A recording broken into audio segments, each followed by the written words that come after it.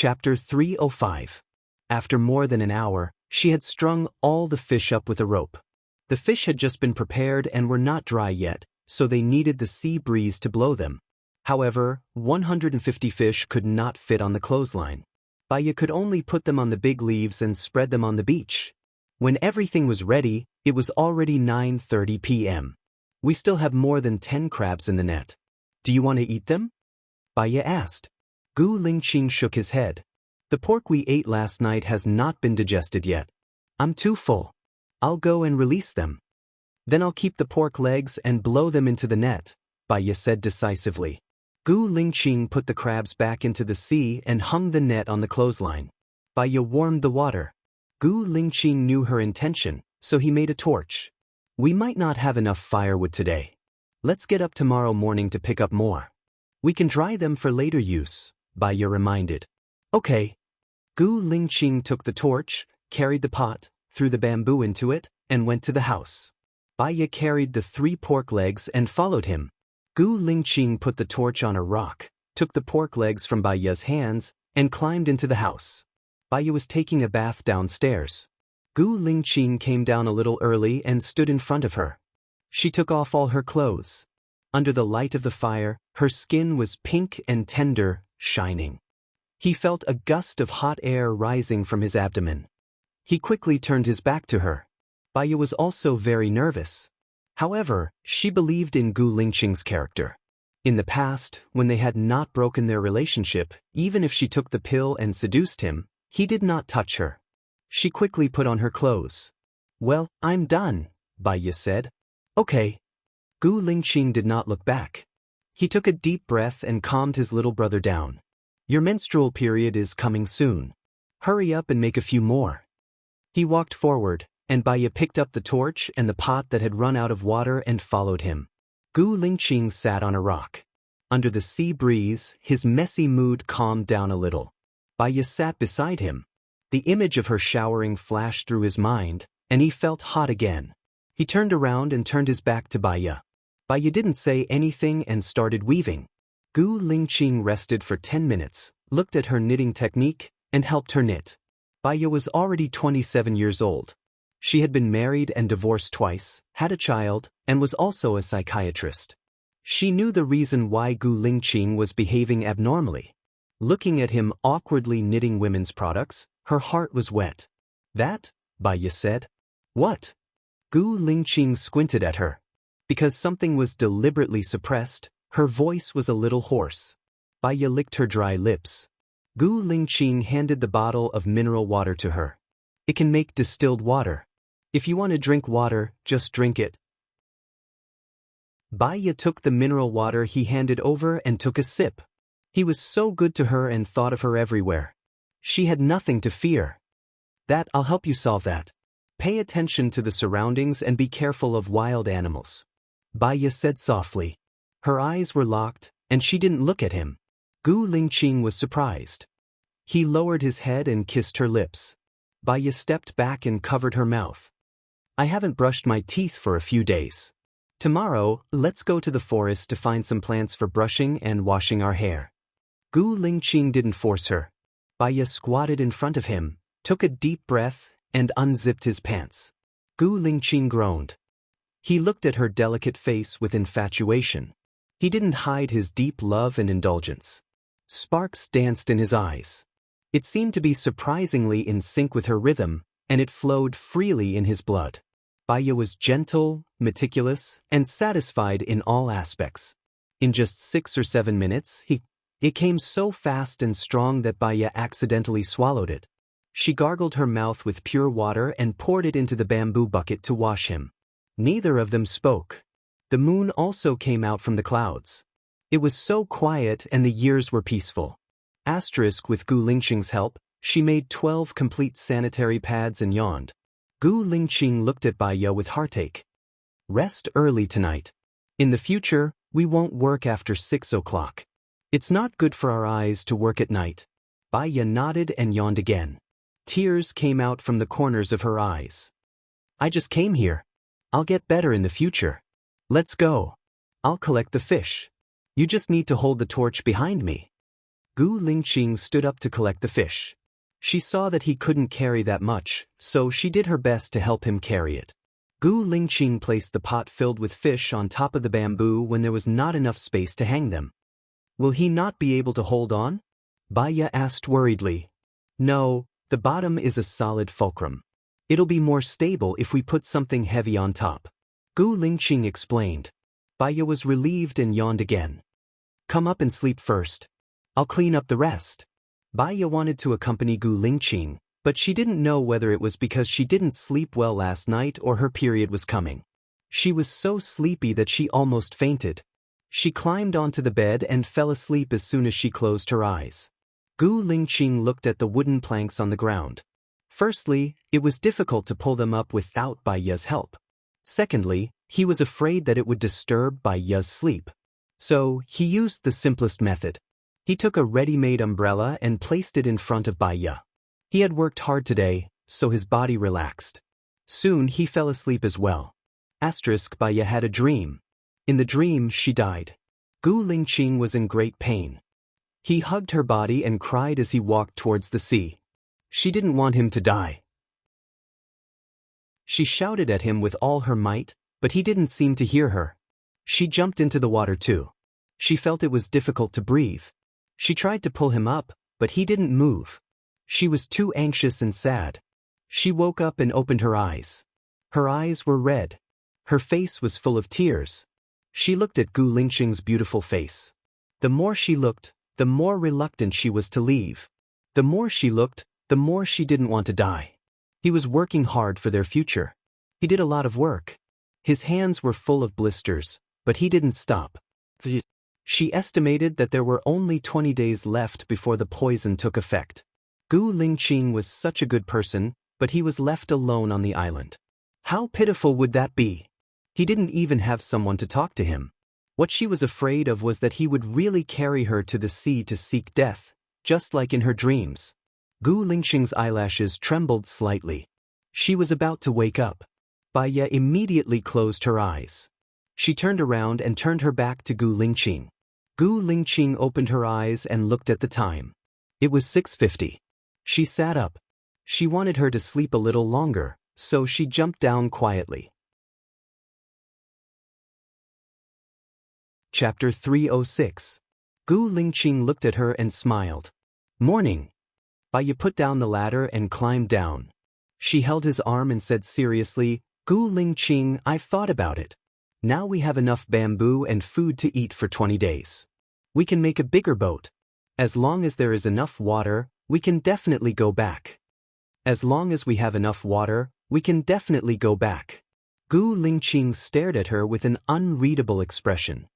You want to go back? Baya felt that his question was very strange. Don't you want to go back? Actually, drifting on the sea, especially in the deep sea without modern equipment, it's very easy to sink into the sea. It depends on our luck, whether we'll encounter big waves, undercurrents, reefs, and so on. Last time, we only encountered heavy rain. And we almost lost our lives. Gu Lingqing explained. Last time, we only used wooden planks and we could survive for 2 nights and a day. This time, we'll make the boat stronger and bigger. Then, we'll continue using wooden planks to protect ourselves. After drifting for 5 to 6 days, we might encounter a cruise ship and will be saved. Baya tried to persuade Gu Lingqing. Gu Lingqing rubbed Baya's head, and his expression softened. I think life on the island is also very good now. It's like a vacation, free and unrestrained, eating natural delicacies, and no one comes to disturb our lives. Even if we are disturbed, it's because we have returned to the modern world. Back in the life. We're at ease and follow God's will. What if I die? Baya blurted out anxiously. Gu Lingqing smiled. Don't worry. As long as I'm here, I won't let the birds or beasts hurt you. Even if you really die in front of me, I'll accompany you. I won't let you leave alone. She was afraid that he would accompany her. What if I get sick? Baya asked with tears in her eyes. Aren't you a doctor? Besides, there are some common herbs that I can recognize. We usually have them prepared whenever we see them, just in case we need them. If it's a serious illness, then it might be God's will. We are alive. Before we get seriously ill, we will have returned to modern life. Since we're already here, we might as well take things as they come.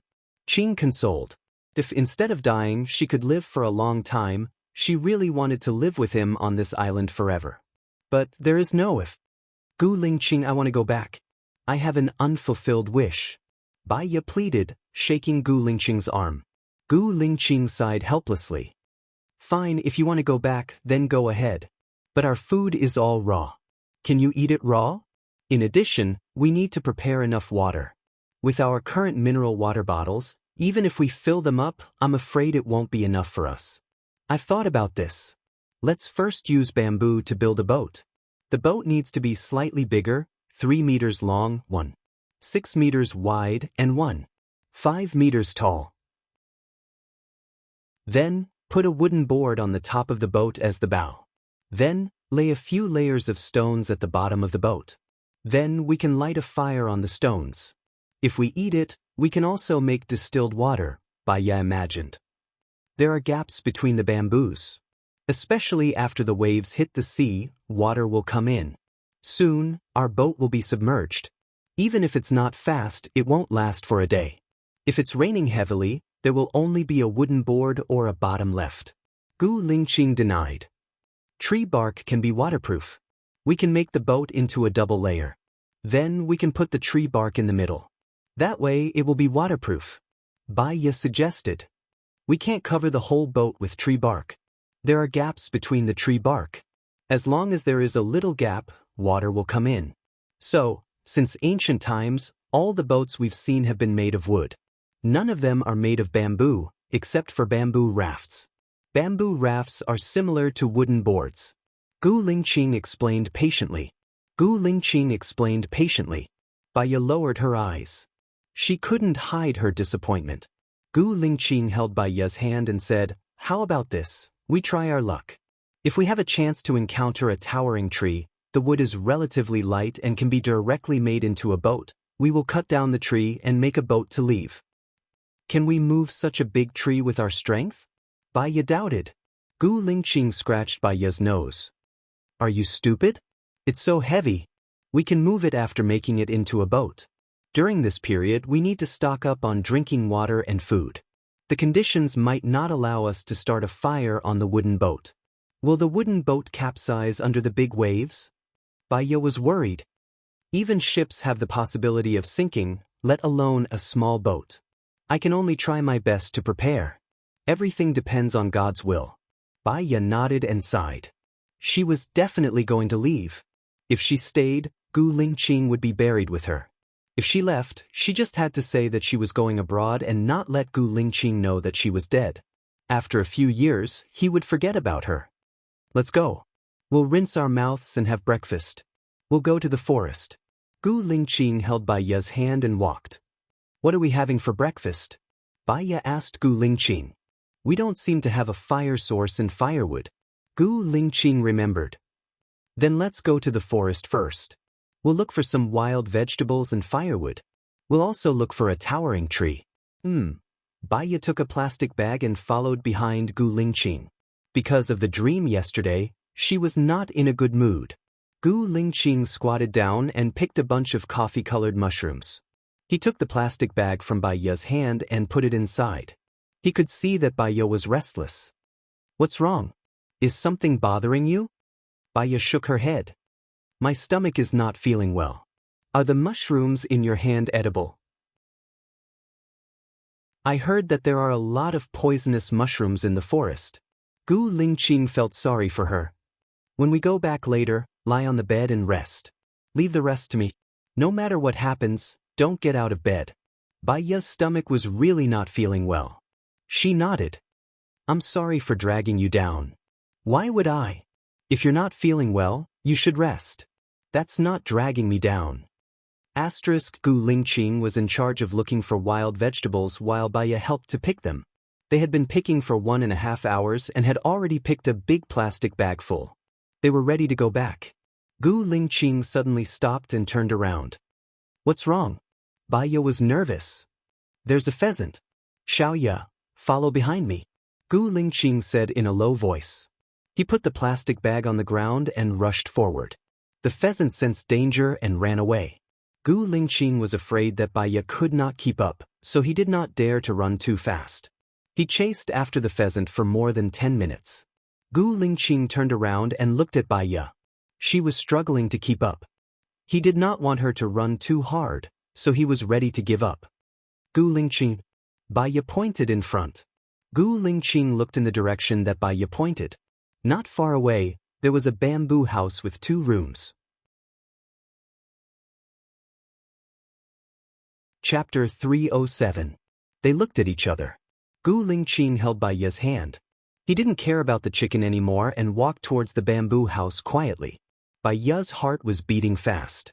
She actually found them on this island. She and Gu Lingqing were no longer alone. Perhaps, with their help, they could leave earlier. Gu Lingqing pushed the door open. Baiya saw that there was no one inside. There was a thick layer of dust on the wooden table. This place is empty. Gu Lingqing couldn't help feeling gloomy. Baiya looked around and opened the cupboard. She looked at the things inside. I think that the owner of this place must have lived on this road for a long time. That's why he could build a house. He must have been preparing to leave. That's why there's no food in the cupboard. The choice of building a house is either safety or water. This place doesn't seem to be the safest, Gu Lingqing guessed. He pulled Baiya out of the house. They walked around the house and looked around. Gu Lingqing. Baiya shouted. She looked at the charcoal ash and the remaining wood on the ground. She frowned and looked at Gu Lingqing. The owner of the house has the same thought as us. They also built their own boat and left from here. Gu Lingqing nodded. His heart was heavy. Maybe he survived. Maybe he died on the sea. The bad news is that he stayed here for a long time. No boat passed by to take him away, Baiya said sadly. Not necessarily. This place is quite far from the sea. Even if a boat passed by, he wouldn't be able to see it. So, no boat took him away, Gu Lingqing comforted Baiya. Baiya answered. Gu Lingqing lay on the ground with his ear close to the ground. Baiya guessed that he was listening to the sound of water. Gu Lingqing stood up and looked around again. Did you hear anything? There's the sound of water. It should be nearby, but I can't see it. Gu Lingqing was puzzled. Could it be in the room? Baiya guessed. She turned back to the room and searched everywhere. After entering the house, Gu Lingqing leaned against the ground again. Xiaoya, the sound of water is much louder here than outside. It must be covered by something. Baiya looked around and set her eyes on the cabinet. Could it be down here? Gu Lingqing moved the cabinet aside and saw a well. There's really water inside, Baiya said in surprise. But it seems to be a bit deep. It's about 6 meters from here to the surface of the water? Gu Lingqing estimated with his eyes, about 8 meters. I don't see any buckets here. So, we have to make the buckets ourselves.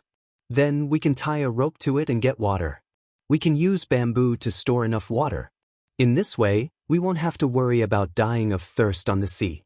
Baiya's eyes lit up. Gu Lingqing could tell that she really wanted to leave. So, do you want to stay here or go back to the beach? Gu Lingqing asked. Of course, back to the beach. Maybe there's a boat passing by, and we won't miss it. Besides, we have to catch fish there. I fried the dried fish so we can eat it on the way. Now that we have water and food, we just need a boat. Baiya's mood suddenly lightened up. Gu Lingqing turned her body so that she was facing him. Xiaoya, promise me. When we go back, we have to be together, Gu Lingqing said solemnly. He still had some concerns.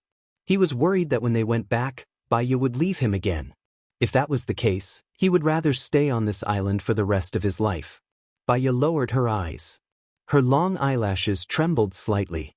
She hugged Gu Lingqing and leaned on his shoulder. Looking forward, she promised, Gu Lingqing, you're the man I love the most in my life. You're the man I'll love even if I die. Thank you for letting me know the sweetness of love and being doted on. I'll definitely be with you. I won't go to someone else's place. Gu Lingqing raised the corner of his lips. He looked down at her lovingly and scratched her nose. Don't die. We won't die. We'll live to a ripe old age. We'll have many children and grandchildren. We'll be together forever. Baya's eyes turned red. What he said was also what she dreamed of. She smiled and changed the topic. Let's go back now. I haven't had breakfast yet. I'm a little hungry. As soon as they left, they saw the pheasant from before passing by the door. Gu Lingqing smiled. This pheasant is destined for us. Xiaoya, wait for me here. As soon as he said that, he rushed out swiftly. Without Baya holding him back, he caught the pheasant in a short while and shook it at Baya. Baya smiled as she looked at the beautiful pheasant in his hand. In the past, she thought that pheasants were not domesticated chickens. They looked the same as domesticated chickens. So, it turned out that pheasants were beautiful. They had colorful feathers, long and shiny. It was no wonder that the saying went, "A pheasant turns into a phoenix, and not a domesticated chicken." If she could stay on this island for the rest of her life, she would like to keep this pheasant in a pen. When they returned to the beach, Gu Lingqing looked at the time. It was already 10 o'clock. They did not even have a fire. It was not easy to make a fire by drilling wood. Even though Gu Lingqing was a veteran, it took him half an hour to get the fire started. She took out the fish and pork leg from before to dry while Gu Lingqing went to kill the pheasant. When Baya was done, she looked at Gu Lingqing. He was squatting by the beach, plucking the feathers of the pheasant. That needs to be boiled in hot water before plucking, Baya reminded him. Really? Gu Lingqing looked innocent. It was also his first time killing a pheasant. He put the pheasant in the pot and boiled it in hot water before taking it out. Be careful, it's hot, Baya reminded him. It's not hot. Gu Lingqing grabbed the pheasant and went to the beach to continue working. Baya did not do nothing. She boiled the last bit of water and chopped the bamboo into sections. She tied the 12 bamboo sections with a rope and wrapped the 2 sides of the bamboo tube with a rope to make a simple bucket. Gu Lingqing washed the pheasant and put it in the pot. Baya passed the bucket to him. We have no mineral water anymore. You can use this simple bucket first. Gu Lingqing took the bucket from Baya and passed the pistol to her. Keep it for self-defense. I don't need it. I'll go to bed later and wait for you to come back. Baya pushed Gu Lingqing's hand away. Gu Lingqing smiled. His eyes were covered with a layer of meaning. I really hope that there is a deeper meaning to this sentence. Baya did not mean that at first. After being pointed out by him, she knew the ambiguity of this sentence. She blushed instantly and explained. Didn't you say that it's safe in bed? Yes. Gu Lingqing did not joke with her. You go up first. I'll leave after you go up. Baya climbed onto the bed. Only then did Gu Lingqing leave safely. Chapter 308. Baya immediately got off the bed and ran towards the beach.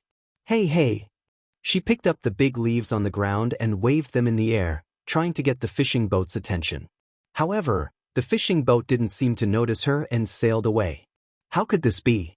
Baya looked at the back of the fishing boat dejectedly. Her shoulders drooped and her eyes dimmed. Xiaoya, why are you standing here? Gu Lingqing came back from fetching water and asked worriedly. Baya pointed at the sea. She could still see the shadow of the boat that was far away. Gu Lingqing hugged Baya's shoulder and comforted her. It's a good thing. At least it proves that there are boats passing by here. Maybe they didn't see you.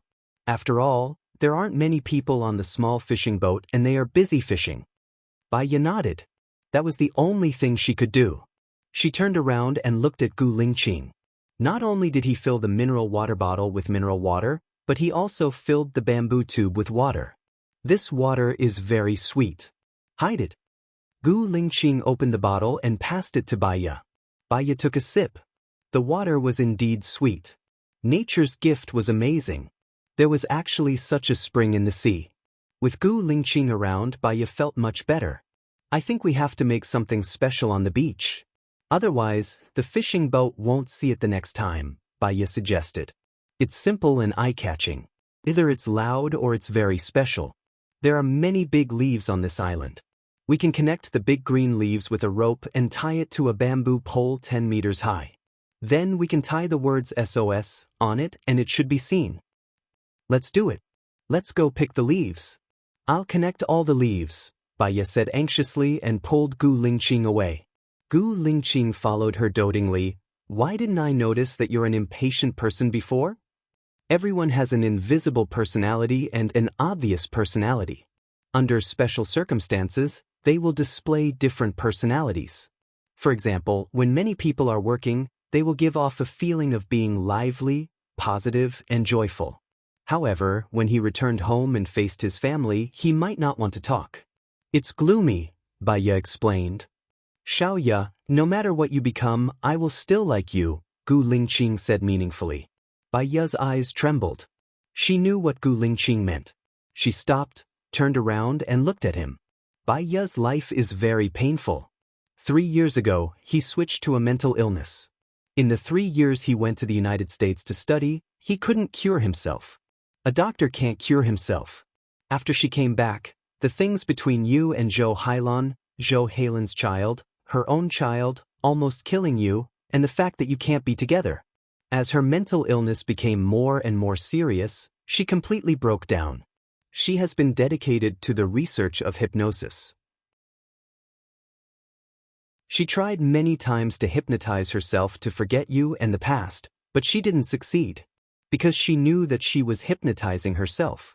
Under such a subconscious, she couldn't hypnotize herself at all. On the day you were released, she was brought to see you by Su Jiaran. She was mocked and slandered by your family, friends, and ex-girlfriends. She couldn't be together with you and had to endure the slander, but she couldn't say the reason. She was in pain. I wanted to help her, so I sent the notebook to you. I wanted to help her, so I sent it to you and threw away her bag. I walked and walked, but I realized that there seemed to be nowhere to go. Back then, the place where you forgot about her was in Jinyuan, and the place where the accident happened was also in Jinyuan. I wanted to go there. After walking for a few days, I was a little tired.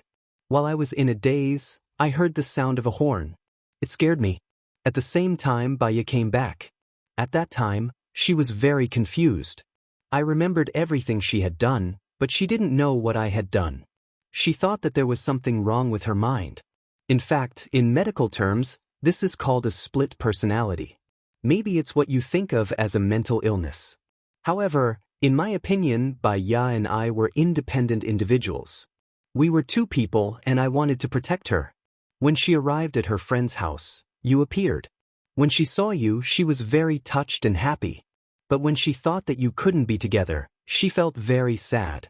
She hurt you with her indifference, and you used your anger to tell her that you wanted to break up. She smashed things in despair. She was in so much pain that she wished she was dead. Then I watched her hypnotize myself. I would never forget her pair of red eyes. They were so pitiful, pleading, helpless, reluctant, accusing, and miserable.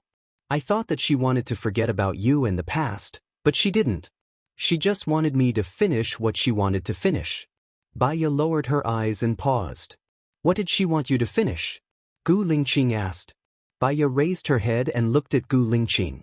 What she wanted to finish was to finish the work that she hadn't finished, to cure Bai Bing, to deal with Su Jiaran, so that he couldn't hurt Gu Lingqing. Then, before she died, she had to leave City A, go to a place where no one could find her, die quietly, and not let anyone know that she was dead.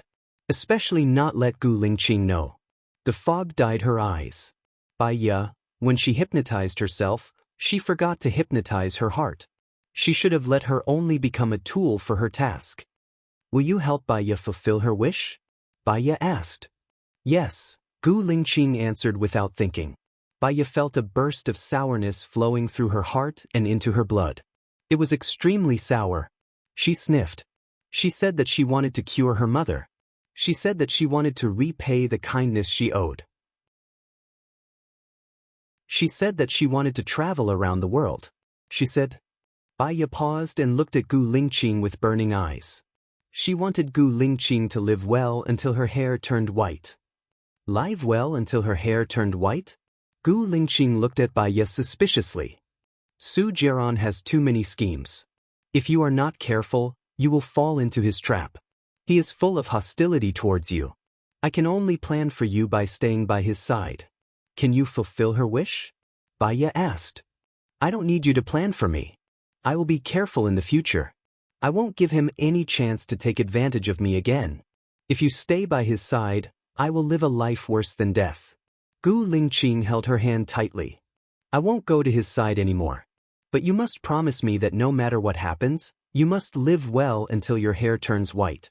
Can you do that? Bai Ye stared at this question and asked. Gu Lingqing slightly raised the corner of his mouth.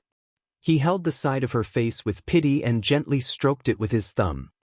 We will do everything together. We will live well together until our hair turns white. Even if we die, we will be together. We will die together in the same cave and never be separated. Bai Ye cried, and tears streamed down her cheeks.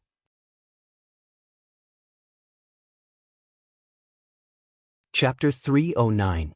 If you die before me, I definitely won't seek death. I'll live well and forget about you. I'll find a new man to live with, Bai Ye purposely said angrily. It's okay. You can live according to your heart. Every year on the anniversary of my death, come to my grave and let me see you, Gu Lingqing said gently. His pampering, his generosity, his wholehearted devotion, his unrequited love, and his unfairness made her so sad, so sad. She didn't want Gu Lingqing to die. She couldn't bear for him to die. When a person died, there would be nothing left, not even a soul. Not only would they not be remembered by the future generations, they would also be talked about after meals. Bai Ye lowered her head, trying not to cry out loud. She clenched her fists tightly. Because of her emotions, her shoulders were trembling. Gu Lingqing hugged Bai Ye. It's okay, silly girl.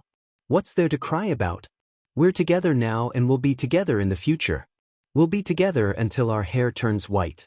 We'll have our children and our children will have children and this will continue on forever. Bai Ye closed her eyes and hugged Gu Lingqing tightly. She stood there for 5 minutes. She finally stopped crying. She let go of Gu Lingqing and wiped the tears from the corner of her eyes. In the future, she wouldn't test him or beg him anymore. She already knew how he felt about her.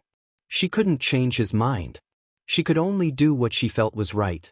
Gu Lingqing, do you like the old Bai Ye more or the current me more? Bai Ye asked. Gu Lingqing chuckled and said helplessly, you, in my eyes, have always been you. So, I took advantage of Bai Ye and made you fall in love with me? Bai Ye asked. Xiao Ye, I don't know how you define who you are and who you used to be. Your personality hasn't changed, the feeling you give me hasn't changed, your behavior hasn't changed, and the way you speak hasn't changed. If there's one thing that has changed, it's that you don't need to take sleeping pills and pills that affect your mental state anymore. You're you. Gu Lingqing confessed his love to Gu Lingqing. Aren't you afraid that the old Bai Ye would get angry if she heard this? You were the one in the past. You were the one before you grew up and transformed. Are you jealous of yourself? Gu Lingqing laughed. Bai Ye also stopped crying and smiled. She had always felt that she was born from Bai Ye, not Bai Ye. However, when Gu Lingqing said that the old Bai Ye was the one before she grew up and transformed, she felt that the current her was Bai Ye, the Bai Ye who had become better. You're so good at talking. No wonder so many women like you, Bai Ye said. Her tone was resentful, but her heart was sweet. I don't know how many women like me, and I don't want to provoke them. I only like you, and I only want to provoke you, Gu Lingqing confessed. Bai Ye laughed. Her heart was sweeter than eating 10 kilograms of honey. We seem to have forgotten to get down to business. Gu Lingqing replied. He held Bai Ye's hand and went to pick the big leaves. The big leaves here were very big. They could be about 1.5 meters long and 40 centimeters wide. They picked more than 50 leaves and returned to the beach. Bai Ye felt that something was wrong. Hey, turn around. Gu Lingqing was puzzled. She turned her back to Bai Ye. She squatted down and saw red. Just as she was worrying about it, a homemade sanitary pad was handed to her. Bai Ye took it embarrassedly and put it on.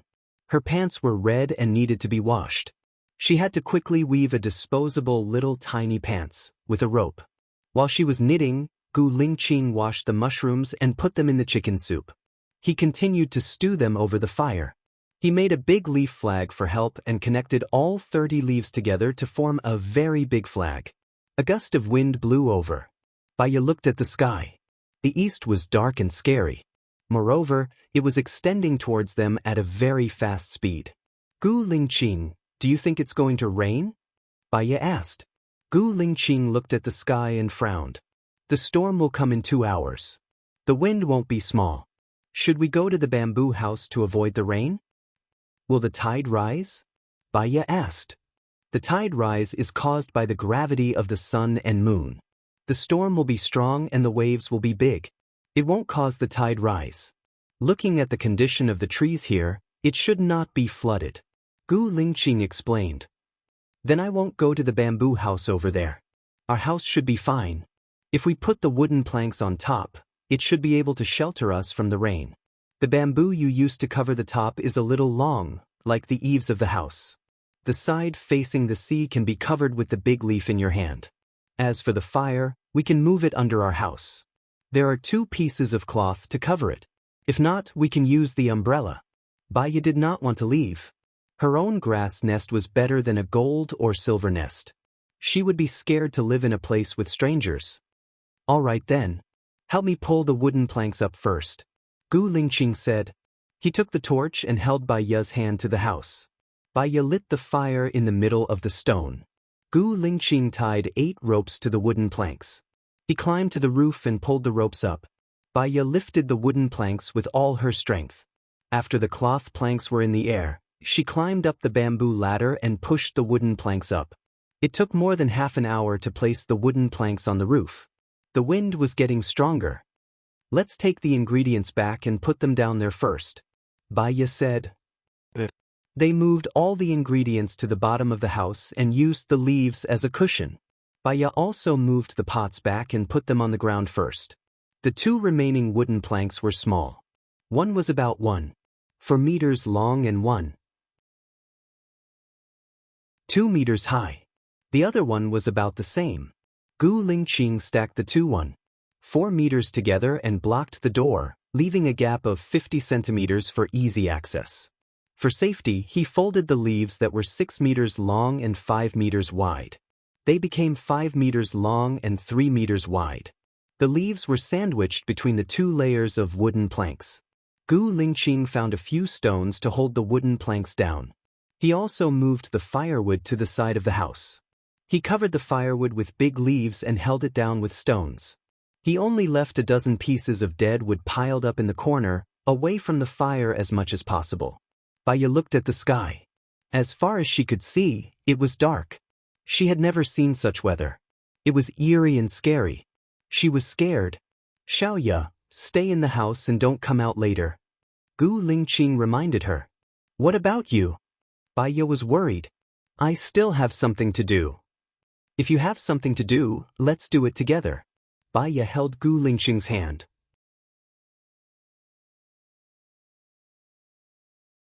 Chapter 310. Baiya regretted it now. She shouldn't have stayed here willfully. If she went to the bamboo house with Gu Lingqing, it should be safer. The bamboo house was surrounded by trees, which could block most of the wind. But now, it was definitely too late for them to go to the bamboo house. The sky was dark, not to mention the forest, it must be darker. They would get lost and they couldn't bring a torch.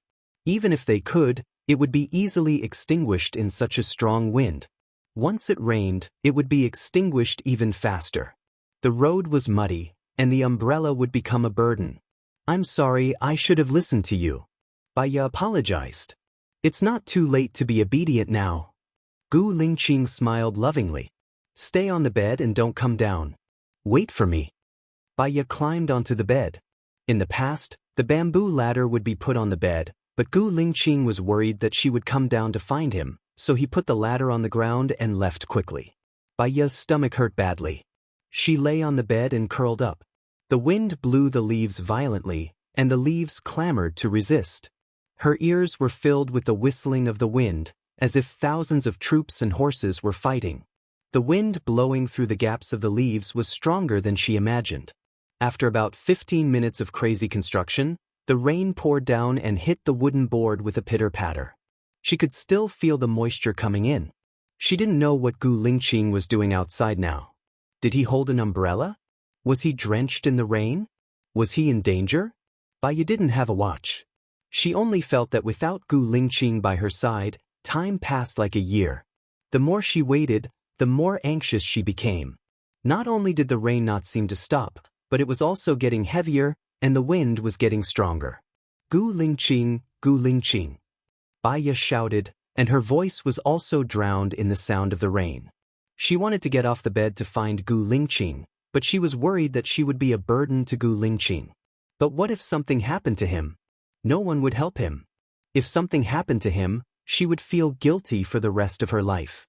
She lifted a corner and a gust of wind blew in. The endurance of the leaf had reached its limit.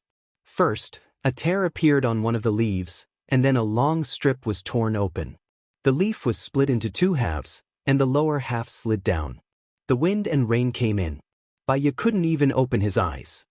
He squinted and vaguely saw something moving in front of him.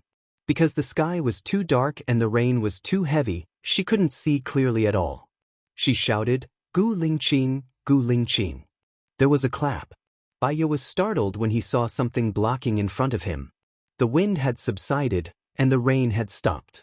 "Gu Lingqing," Baiya shouted. "Xiaoya." Gu Lingqing's voice rang out. Baiya calmed down when she heard Gu Lingqing's voice. "Where did you go? I've been gone for a long time." Gu Lingqing raised the torch and lit up the surroundings. She saw Gu Lingqing's whole body was wet, and there was tied bamboo behind him. "You went to tie the bamboo?" Gu Lingqing put the bamboo ladder on the bed. Baiya came down from the ladder. "The wind is too strong. I don't think the leaves can block it for long. Also, it's not convenient to go in and out. I still have some finishing work to do. You must be hungry. Eat first," Gu Lingqing explained. Baiya held his arm and said worriedly, "How much longer will it take? You're all wet. If I put the bamboo like this, the pressure on the roof of the house will be too strong. I need to borrow the big tree. It'll be done in about half an hour. Why don't you heat up the chicken soup first and wait for me to eat together?" "Okay, I'll heat up the chicken soup. Let's eat together." Baiya walked to the bottom of the house. Because she didn't cook under the house, she just used stones to surround the fire. Baiya adjusted the distance and shape of the stones. She chose two of the largest stones that were about the same height as the fulcrum to support the pot. She put the rest of the stones in front of the fire again to block the wind. Gu Lingqing sandwiched the wooden board that was originally blocking the bottom of the house between the new bamboo board and the tree trunk and tied it tightly. Previously, the top bamboo board was only exposed to the direction of the sea by 1 meter. Gu Lingqing climbed onto the bed again and pushed the top bamboo board out. He moved it forward by 20 centimeters to support the outside bamboo board. When everything was done, he came down from the bed. Baiya handed the bamboo bowl with the chicken drumstick to Gu Lingqing and said apologetically, "I'm sorry. I'm sorry. I didn't think it through. I should have done these things earlier to prepare for a rainy day. In the end, I made a last-minute effort." Gu Lingqing took the bowl from Baiya and sat down on the stone that Baiya prepared. "Take off your clothes. I'll dry them for you." Baiya spread a large piece of fallen leaves on the ground. "There's no hurry. You eat first. It's been 12 hours since you said you were hungry." Gu Lingqing said with distress. "I've been too hungry. I don't feel hungry anymore. I'll eat in another 10 minutes. Dry your clothes first. If you catch a cold, who will protect me?" Gu Lingqing thought it was reasonable. He took off his clothes and handed them to Baiya. Baiya spread Gu Lingqing's clothes on the stone in front of the fire to block the wind. She put the other pot outside and sat next to Gu Lingqing to drink the chicken soup. The chicken soup had been stewed for a long time. It was originally wild. With the addition of delicious mushrooms, it was very delicious. After Baiya ate a bowl, she turned over Gu Lingqing's clothes and continued to dry them. Gu Lingqing ate 3 bowls. Baiya also ate 2 bowls. The two of them finished a bowl of pheasant and mushroom stew. Baiya put a linen cloth in her palm. She took the chicken soup pot down and put it outside. Then she took the pot that was put outside. The pot was already filled with rainwater. She added some firewood. In the past, there was a shortage of water. I was worried that there would be no water. Now there is a lot of water, but I can't store it all at once. Baiya sighed. Gu Lingqing smiled. My clothes should be dry now, right? Baya touched Gu Lingqing's clothes. They were dry and warm. In the cool rainy days, they felt especially warm. She handed the clothes to Gu Lingqing.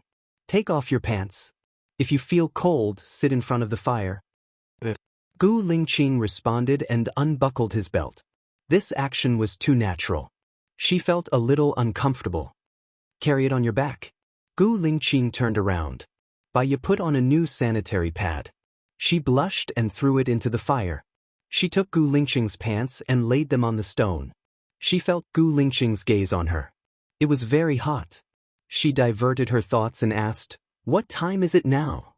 Gu Lingqing looked at the time on her watch. 19:15. Time flies. Baya sat down on the stone.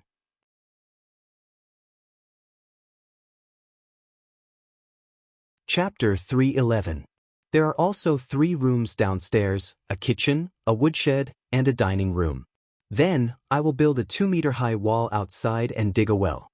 Our children can play in the yard every day, and we can also take our children to the beach every day and live a free and unfettered life. We can live a carefree life, Gu Lingqing said with imagination.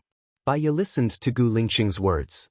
His voice was deep, like the last note played by a cello. It was very pleasant to listen to.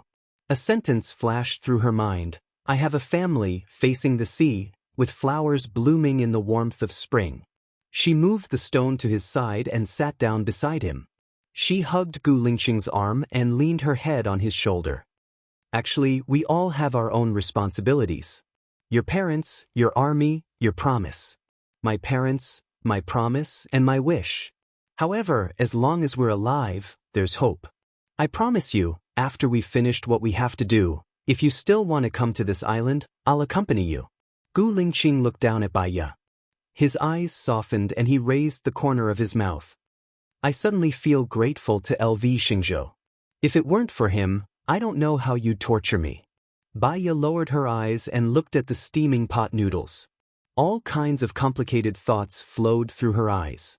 She used to resent the unfairness of fate, but she also thanked the heavens for their kindness and let her get love. Now, when she thought of Gu Lingqing after her death, she felt very pitiful, and then resented the heavens.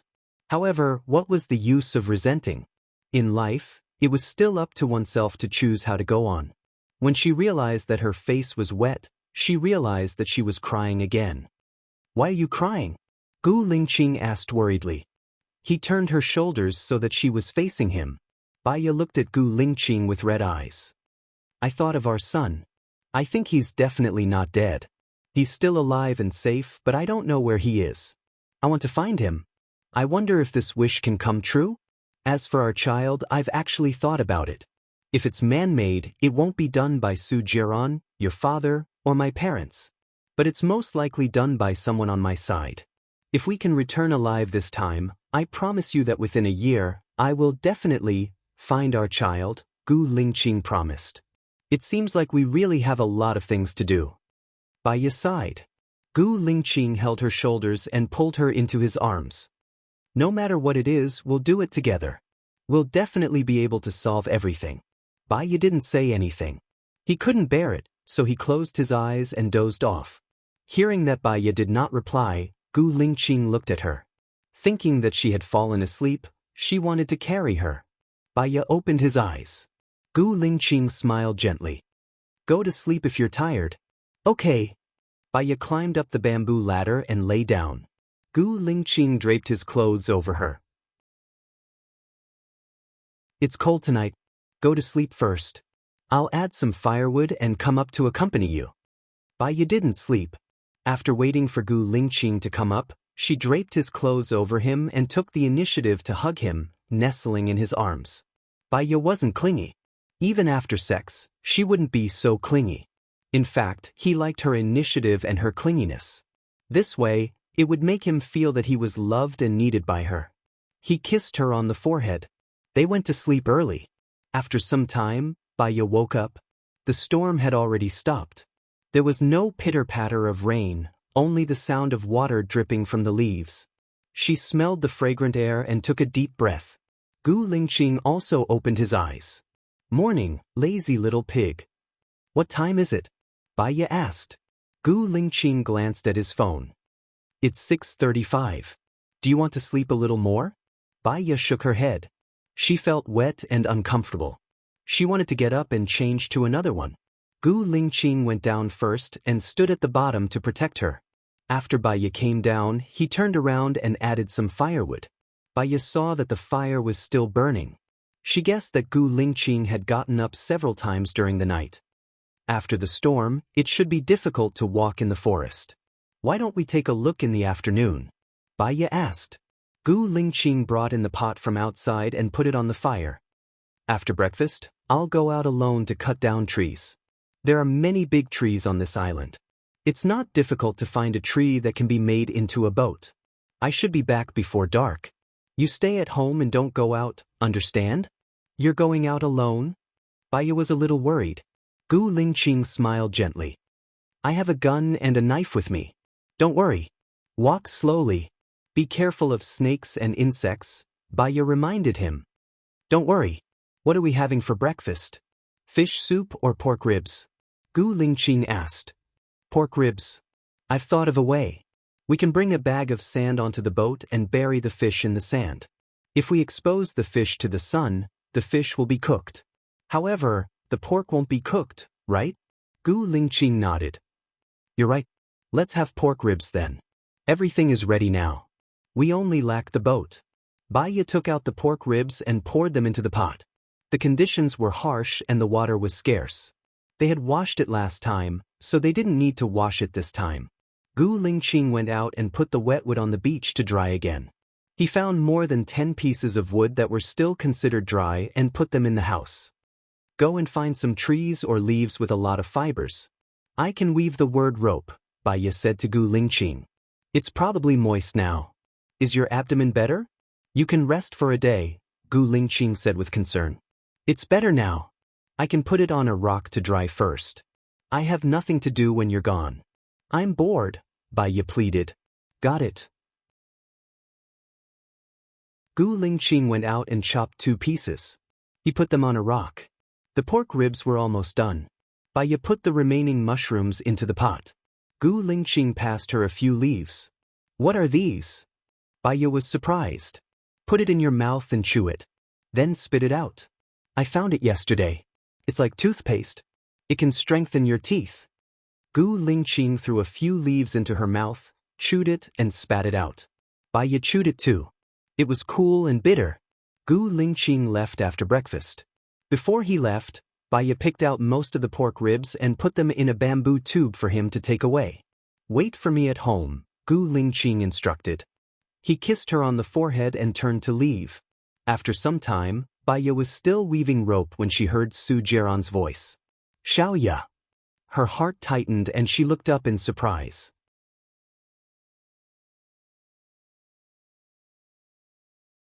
Chapter 3:12. Baya stood up in shock. The knitting rope in her hands fell to the ground. She asked in surprise, Why are you here? I'll take you away first. We'll talk on the boat, Su Jiran said and jumped in. Baya stood still, her brows furrowed, and her breathing became uneven. What about Gu Lingqing? If she told Su Jiran that Gu Lingqing was here? No, Su Jiran would not take Gu Lingqing away. He might even kill Gu Lingqing here. She could not tell Su Jiran that Gu Lingqing was here too. If she said that she would not leave, Su Jiran would definitely be suspicious. He would not leave either. When Gu Lingqing came back, he would meet Gu Lingqing. Wait for me outside. I'll pack up and leave, Baya said. Su Jiran looked at the simple little house. From the bamboo board, to the firewood in the corner and the pig leg on the ground, his eyes became colder every time he saw something. He squinted and glanced at Baya. His pale face had replaced the joy he had when he saw her just now. Who else lives here besides you? Su Jiran asked. I live alone, Baya answered. You built all these? Su Jiran did not believe it. He looked at Baya's eyes. Baya looked at Su Jiran calmly. From the color of the bamboo, Su Jiran would not believe her if she said that this house was here when she came. Yes, Baya answered. Su Jiran sneered and looked at the food. Where's the pig leg over there? Did you hunt it as well? I asked someone else for it. There are other families living on this island. If you don't believe me, I can take you there now, Baya said coldly, staring at Su Jiran without blinking. She thought that if Su Jiran insisted on going, she would take him to the bamboo house and pretend to faint halfway. After that, everything would depend on the will of the heavens. Su Jiran pursed his lips and put his arm around Baya's waist to pull her to his side. Since you've told me so much, I'll definitely believe you. There's nothing to clean up here. Are you going to take these pork legs and fish away? My period is coming.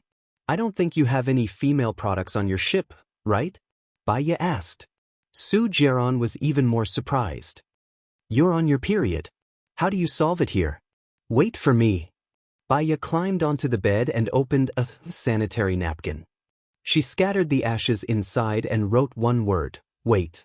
She came down with the other sanitary napkins and said to Su Jiran, let's go. Su Jiran looked at the bed suspiciously. Baya was afraid that he would find out something, so she went out first. Su Jiran brought 6 of his men and stood in 2 rows, standing at attention. Su Jiran's white cruise ship was parked on the sea. Under the sunlight, it reflected a dazzling light. She estimated that it would take more than 6 hours for her to go back. If she informed Song Shiyu to pick her up, it would be 12 hours later. If Gu Lingqing came back too late and it was too dark, he would not be able to see the words she left on the bed. If he could not find her, he would think that she had gone out to look for her. She still had to leave a mark for him. Why aren't you leaving? Su Jiran stood behind her and asked. Baya turned around and looked at Su Jiran. It's not a pity for those fish. I caught them with a net. Those wild boar legs are very rare. It's a pity that we didn't take them with us. We'll be back for more than 6 hours. I'll make wild boar meat for you. Okay, Su Jiran replied. Baya walked towards the house. Su Jiran looked at Baya's back and ordered his men beside him, you stay on the island with 2 people. See who lives with Baya. If it's a man, no matter who he is, kill him. Baya returned to the small house. She took a piece of wood that had not burned out and wrote on a stone, left by boat. She covered the stone with the leaves, afraid that Su Jiran would come in and find out. She took the 2 boar legs and walked out. She saw Su Jiran standing alone on the beach. She lowered her eyes and walked towards him. Su Jiran took the boar leg from her hands and picked it up to size it up. This boar leg looks good. Are there a lot of wild animals on this island? I've been on the island for 4 days. I haven't seen any wild animals, but there are a lot of fish and crabs, Baya said simply and walked towards the deck. Su Jiran followed behind her. After boarding the boat, he handed the boar leg to his men. Baya walked straight to the cockpit and asked casually, are you the one driving the boat? Su Jiran looked at her coldly and did not stop her. Baya walked to the door of the cockpit and saw 2 people in uniforms sitting inside. She looked at the nautical chart and noted down the latitude and longitude of this place. So you're not the one driving the boat? Baya smiled slightly and looked at Su Jiran. Su Jiran's lips curled into a smile, but his eyes were cold. He already knew why she came to the cockpit. Xiao Ya, do you remember what you promised me? Baya's body trembled and she looked at Su Jiran with a dark expression. I remember. Su Jiran put his hand on her waist gently. We haven't seen each other for so long. I'm afraid you won't remember. Don't do anything that you'll regret. I've given you a few chances, and you've used up your last one. Do you understand? Baya lowered her eyes. Her long eyelashes left a black silhouette under her eyelids, covering the flowing light in her eyes. She had already made up her mind. Even if she only had 20 days to live, she would spend 19 days with Gu Lingqing. She did not want to hurt him anymore. 1 day at a time was 1 day at a time. She was compromising now because she had no choice but to be found by him. Also, she could only find someone to save Gu Lingqing when she returned. You haven't told me how you found me. Baya changed the topic. A fishing boat called the police. It said that it saw a girl crying for help on an isolated island. It even took a photo. I saw it and thought it looked like you, so I came over, Su Jiran explained. Called the police? No wonder the fishing boat didn't come close. It was very safe. If you didn't cry for help, I would have thought that you ran away again. I almost issued a global arrest warrant, Su Jiran said jokingly, but his eyes did not look like he was joking at all. That fisherman definitely didn't call the police at the Bell and Drum District Police Station. I was framed by the Bell and Drum District Police Chief, Chen Bin. He's LV Xingzhou's man, and I know that LV Xingzhou is the mastermind behind the family extermination case, Baiya said solemnly. Do you have any proof? If you don't, no one will believe your words. After all, the people you're targeting are the Jinyuan City Bell and Drum District Police Chief and the governor of Jie Province.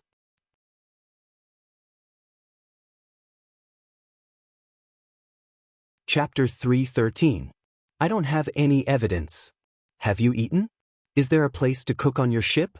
I'll cook for you. Baiya changed the topic. She just wanted to reach the shore safely and find a chance to inform Song Shiyu. Not yet. Follow me. Su Jiran turned around and stopped after taking 2 steps. Baiya also stopped and kept a safe distance from him. Su Jiran glanced at Baiya with a cold gaze and ordered, "Take 2 steps forward." Baiya knitted her brows and took 2 steps forward. Su Jiran took a big step forward and hugged her waist, pulling her to his side. "Why are you so distant?" She lifted her head to look at him. 3 years had passed, but the passage of time had not left any traces on Su Jiran's face. Just based on his appearance, he was still as handsome as ever. His pair of flirtatious eyes shone with a seductive luster. She still remembered the first time they met. Her mother had a relapse and bumped into him. Not only did he not target her, but he also helped her and allowed her mother to receive good treatment. Before they got married, he helped her find a job and solved her problems at work. He sent flowers to her company every day. When she worked overtime, he would send her supper. In winter, when her hands were cold, he would hold her hand and put it in his pocket.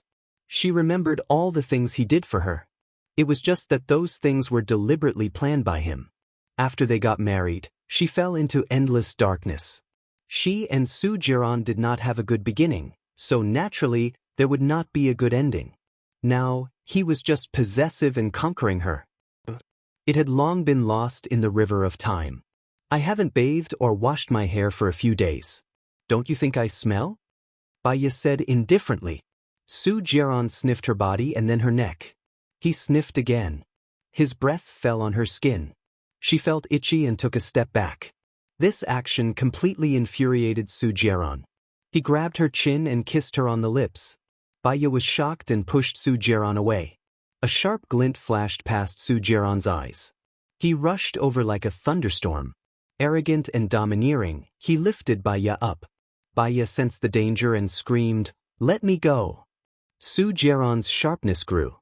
He said in a sinister tone, "Why should I let you go? You are my woman. I have given you too many chances and time. I won't let you go again. I won't let you go." "Don't be like this," Baiya said sharply. His voice was trembling. He kicked the door open, threw Baiya on the bed, and untied his tie. Baiya's eyes were wide open. They were filled with fear and panic. She rolled down from the bed and hid at the side of the bed. She looked at Su Jiran defensively. Su Jiran sneered and said coldly, "Last time you said your aunt was here. It has been a few days since you left. I don't believe you haven't recovered." Baiya trembled and clenched her fists. She really wanted to jump off the boat and end it all. However, Gu Lingqing was still on the deserted island. She wanted to inform others to rescue Gu Lingqing. She could die a worthy death. "I really can't. I was forced to fall into the sea last time and I haven't recovered. Su Jiran, don't do this." Baiya begged. "Don't do this?" Su Jiran sneered and walked forward. Baiya stood up subconsciously and stepped back. A crack appeared in Su Jiran's eyes. He said sternly, "Don't do this, or don't you want to do this? You never thought of giving yourself to me. Why should I give myself to you? How did you treat me when we were married?" Baiya shouted back. "When I was young and frivolous, I was blinded by hatred. When I was young and frivolous, I was blinded by hatred. I've said that I've changed. How did I treat you? How did Gu Lingqing treat you? Gu Lingqing was the one who brought you more pain. At least I didn't have children with other women. Gu Lingqing still has Zhou Heilan's child. Su Jiaran took off his clothes and walked toward Bai Ye. You forced me, hurt the person I love, and injected poison into me. This is how you treat me. Do you think I will fall in love with you? Gu Lingqing brought me pain because he lost his memory. I didn't blame him at all. In your heart, he is good and I am bad. What else can I say? Su Jiaran was completely crazy. He really loved her. She didn't know that after she disappeared, he hadn't slept a wink. He had already mobilized everyone to look for her. He loved her, so he tolerated and forgave her again and again. He loved her, so he offended Gu Lingqing. One must know that Gu Lingqing's power and background were very powerful. However, she didn't believe in his love at all. In her eyes, Gu Lingqing was good and he was bad. His heart hurt so much that it was about to explode. Was the heavens punishing him? Punishing him for toying with too many people's feelings in the past, so he was destined to never get the woman he wanted. Su Jiaran clenched his teeth. That's right. I, Su Jiaran, have never loved you, Bai Ye. I just don't want my things to be taken away by others, and I don't want Gu Lingqing to take them away. If they are destined to be taken away, then I will destroy them, and I will also destroy the person who took them away from me. Let me tell you, Bai Ye, you are just a plaything of mine. Now, whether you are on your period or not, I have decided to F***ck you. Also, do you think I don't know? The person who lives on the island with you is Gu Lingqing. Other than Gu Lingqing, you are not willing to live with other men. You even went to the cockpit to look at the latitude and longitude of the deserted island. You wanted to inform his people to save him. Do you think Gu Lingqing will live past tonight? I'm sorry, but my people are already lying in ambush on the island. He is dead meat. I will not let him live. If you obey me, I will give you a way out. If you disobey me, I will make sure that you and Gu Lingqing die far away. I will make it impossible for the two of you to be together forever. Su Jiaran, you are despicable. Bai Ye roared hysterically. He, in your eyes, I am already a despicable person. I am wicked beyond redemption. If I don't do something despicable, I will let you down. Su Jiaran rushed towards Bai Ye. Bai Ye jumped out of the window. Su Jiaran chased after her. She straddled the railing. Su Jiaran's heart tightened. He stopped and shouted, "What are you doing? Don't you want to live anymore?" You know that I don't want to live. In fact, I didn't want to live more than 3 years ago. This time, don't save me. Even if you save me, I won't be grateful to you, and I won't fall in love with you. If I have the chance, I will kill you, Bai Ye said resolutely. Gu Lingqing was dead. She no longer had the desire to live. To live, she was still controlled by Su Jiaran.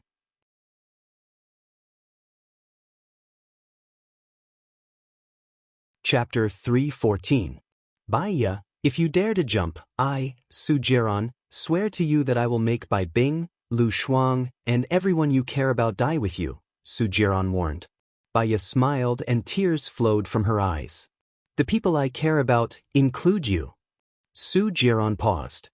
His soul seemed to have been hit by something violently, and he was in a trance. Bai Ye did not hesitate and jumped off the boat. Her whole body hit the surface of the sea, and it hurt a little. However, the pain was not in her heart, so it did not matter. She watched herself slowly fall. The surroundings were very quiet, so quiet that she could hear the sound of gurgling in her ears. The seawater was very blue, as if it could wash away all the filth on a person's body. Finally, she died. If she had known that she would live such a painful life after living for 3 years, she would not have come back to life. It was a pity that she dragged Gu Lingqing down, dragged him down. It was all her obsession, her selfishness, her bad luck, her fault. If there was a next life, she would definitely not drag Gu Lingqing down again. The oxygen in her lungs was getting lesser and lesser. She clenched her fists, opened her mouth, and inhaled a lot of liquid. Her nose, chest, lungs, brain, and entire body felt so uncomfortable that it was about to explode. Vaguely, she saw Su Jiaran swimming towards her. The last bit of breath flowed out of her body. Her body was as light as the seaweed in the sea, sinking to the bottom of the sea with the waves. Su Jiaran sped up. Thinking that she would die, his heart ached so much that he could not breathe. He held her shoulders and swam upwards. 2 minutes later, he brought Baya out of the sea. Baya's face was pale, and her lips were purple. She hung her head as if she was lifeless. Su Jiaran was very flustered, and he shook Baya's shoulders. Baya, don't die. I won't allow you to die. Do you hear me? If you die, I will definitely not let Gu Lingqing go. If you wake up now, I will ask them to let Gu Lingqing go. Do you hear me? Baya was still unconscious and motionless. Commander, one of his men shouted, lowering the ladder. Su Jiaran carried her with one arm and stepped onto the rope ladder. His men pulled him up. He immediately performed mouth-to-mouth resuscitation on Baya. After 10 times, Baya still did not wake up. As long as Baya did not wake up, he would not stop. After a long time, Baya coughed softly. Su Jiaran looked at Baya in surprise. She was still unconscious. His eyes dimmed again. One night Su Jiaran sat at the head of the bed and looked at the unconscious Baya. His eyes were filled with emotions. The doctor said that all her vital signs were normal. There was no water in her lungs or brain, but she just wouldn't wake up. Xiaoya, let me tell you a piece of good news. None of my men came back, so Gu Lingqing should still be alive, Su Jiaran said. Baya still had no reaction at all. She was as beautiful as a statue. Su Jiaran felt helpless. He caressed her head. In the past, I wanted you to stay by my side. Don't run away anymore. Don't run to Gu Lingqing's side. Now you're by my side, but in such a way. You said that I don't love you. If I don't love you, why would I do so much for you? There are many people who are prettier than you, younger than you, and more beautiful than you. You don't even have a good temper. Even if you're a toy, you're not qualified. You and I aren't young anymore. I don't have time to play love games. Do you know, Xiaoya? I really love you. So, don't worry, I won't let you die. Even if you're in a vegetative state, I'll take care of you for the rest of your life. The only response he got was silence. Knock, knock, knock. There was a knock on the door. Su Jiaran looked at the door in annoyance. Come in. Commander-in-Chief, Gu Lingqing is back. He's outside with his men. He's asking for you, Su Jiaran's subordinate, Hulan, reported. Su Jiaran twitched the corner of his mouth and smiled. He asked me for her, so I have to give her to him. Who does he think I am? Where is this place? How many men and weapons did he bring? He brought a few hundred men and they're all armed. There are also 10 tanks. It's a big battle formation, Hulan said worriedly. What are you afraid of? Do you think my men and weapons are all vegetarians? If they step into my villa, kill them on the spot, Su Jiaran ordered sternly. Commander-in-Chief. Hulan risked her life to shout. She lowered her head and said, I don't think it's worth it for a vegetative state. Su Jiaran slapped her. What do you mean by it's not worth it for a vegetative state? The vegetative state lying on the bed is my wife. Listen to my orders and prepare for war. Su Jiaran's phone rang. He saw that it was the president's and picked it up. Jiaran, what's going on? Gu Lingqing brought a large group of people to your doorstep to ask for you. Who are you hiding? The president asked, puzzled. He wants my wife. If I give my wife to him, I'll lose face. I won't hand her over to him. Let's start the war, Su Jiaran said with certainty. No, Jiaran, listen to me. If the internal conflict is so intense, not only will it affect the unity of the country and other parties, it will also cause international speculation and enemy countries to take advantage of the situation. It will also affect country A's status in the international community. I don't suggest starting a war. Talk to Gu Lingqing. His attitude is too firm. He's saying that I ordered you to do it and he's trying to frame him. After all, he's the leader of the special forces and your actions represent me.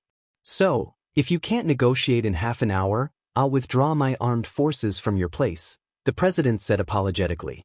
Su Jiaran immediately understood the main point. You mean you'll help Gu Lingqing and not me? I'm not helping Gu Lingqing. It's just that if you start a war, It will really affect the unity of the country. I can only withdraw your armed forces to maintain peace, the president explained. Su Jiaran understood and sneered. Gu Lingqing's people listened to Gu Lingqing and not the president. The president couldn't do anything about it and he couldn't stop it. Moreover, he was more afraid of offending Gu Lingqing. However, he was different. To put it bluntly, he was the president's dog. Many people could replace his position. At a critical moment, the president would definitely sacrifice him. Su Jiaran walked out of the car. Gu Lingqing also got out of the car. He walked in front of Gu Lingqing and went straight to the point. Do you know why Baiya still didn't choose to be with you when you were released? Baiya chose to be with me. Now, you're the one who imprisoned her. Su Jiaran, I must take her away today, Gu Lingqing said firmly. Take her away? Do you want to take her body away? Su Jiaran said coldly. Gu Lingqing's eyes were sharp. If she dies, I'll bury you with her.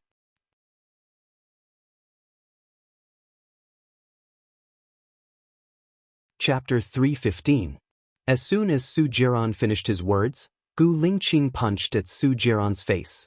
Su Jiaran retreated a few steps and wiped the blood from the corner of his mouth with his thumb. He sneered and a sharp glint flashed in his eyes as he punched towards Gu Lingqing. The wind from his punch was strong and his speed was fast. He had wanted to beat up Gu Lingqing for a long time. When Baiya was still his woman, she came to provoke him and made him a cuckold. He had endured it until now. Gu Lingqing turned sideways and dodged Su Jiaran's punch. He held his arm and pushed him along the direction of his strength. Su Jiaran realized Gu Lingqing's intention. He held back the strength of his punch and rushed past Gu Lingqing. At the same time, he kicked backward. Gu Lingqing stepped back and dodged Su Jiaran's kick. Gu Lingqing also loosened his grip on Su Jiaran. Su Jiaran punched again. Gu Lingqing pushed his arm away and also punched at Su Jiaran's head. Su Jiaran lowered his head and dodged. When his elbow hit Gu Lingqing, he was also kicked by Gu Lingqing. After that, the two of them wrestled with each other. Su Jiaran's soldiers and Gu Lingqing's soldiers looked at each other. They looked at each other and then looked at their own boss. With a bang, the sound of a pistol was heard. Everyone looked at the person who fired the gun. Su Zheng and Gu Lingqing's father both brought a group of people. What a scandal! Gu Lingqing's father, Gu Tianhang, said angrily. Get up, all of you, Su Zheng also said sternly. Su Jiaran stood up lazily and patted the dust on his body. Gu Lingqing also stood up. He tightened his jaw and looked ahead with a cold expression. His eyes were filled with disdain for all heroes. Follow me, Gu Tianhang said to Gu Lingqing. Let's go home and drink milk. Su Jiaran said sarcastically. Gu Lingqing's sharp gaze swept over Su Jiaran. Now he knew why Baiya chose to leave him after he was released, why Baiya insisted on leaving the deserted island, and why Baiya made him promise to live well after she died. He knew that Su Jiaran was despicable, but he didn't expect him to be despicable enough to poison Baiya. If you have something to say, come at me. Don't target Baiya, Gu Lingqing said sternly. I can do whatever I want with my woman. What does that have to do with you? Also, if I have something to do with you? Sorry, you are nothing in my eyes. I don't have time to waste on you. Su Jiaran retorted. Gu Lingqing grabbed Su Jiaran's collar and pulled him up. Where is Baiya now? I want to see her. Su Jiaran raised his chin and curled up the corner of his mouth. He said evilly, she is my woman. Why should I let you see her whenever you want to? I won't let you see her. I won't let you see her for the rest of your life. Gu Lingqing clenched his teeth and pulled Su Jiaran in front of him. You tried to kill me first. If I take you to the military court, I promise you won't see the sun tomorrow. Su Jiaran was not afraid at all. He let go of Gu Lingqing's hand and straightened his clothes. He said lazily, if you have evidence, you can take me to the military court. But don't blame me for not reminding you. If I die, I will let Baiya die with me. Gu Lingqing locked Su Jiaran in a death grip. Su Jiaran guessed it right. Firstly, there was no evidence. Secondly, Baiya was his weakness. For Baiya, he would not take Su Jiaran to the military court. This pressure shrouded his heart. He could not vent it. He clenched his fists so hard that the veins on the back of his hands were bulging. Su Jiaran seemed to have seen through it. He smiled arrogantly and arrogantly. What's mine is mine. Others can't get it no matter how hard they try. Gu Lingqing punched Su Jiaran's face again. He spat out a mouthful of blood. One of his teeth was knocked out. F***ck, Su Jiaran was enraged. He picked up his gun and aimed it at Gu Lingqing's head. He loaded the gun. Gu Tianhong's eyes narrowed. He picked up his gun and aimed it at Su Jiaran. Do you think the Gu family is jealous? The soldiers saw that the situation was not right. They all picked up their guns. Their foreheads and noses were covered in cold sweat. If anyone opened fire, there would definitely be countless casualties. Everyone held their breath. The surroundings were eerily quiet. Su Zheng looked at Gu Tianhang, then looked at Su Jiaran. His phone rang. When he saw that it was from the president, he quickly picked it up. Old Gu Lingqing, Jiaran, the president called. He wants us to go to the president's palace. It's urgent, Su Zheng said. Gu Tianhang was the first to take out his gun. Su Jiaran looked at Gu Lingqing coldly. He didn't want to take out his gun. Gu Lingqing pursed his lips. He was neither servile nor overbearing. He was fearless in the face of danger. He looked at death calmly. His eyes were focused and sharp. He had an awe-inspiring dignity. Su Jiaran thought of the president's words. If he couldn't solve it in half an hour, his people would be dismissed. Only with power could he be invincible. He took out his gun. That's good. The president wants us to go now. I've arranged a plane.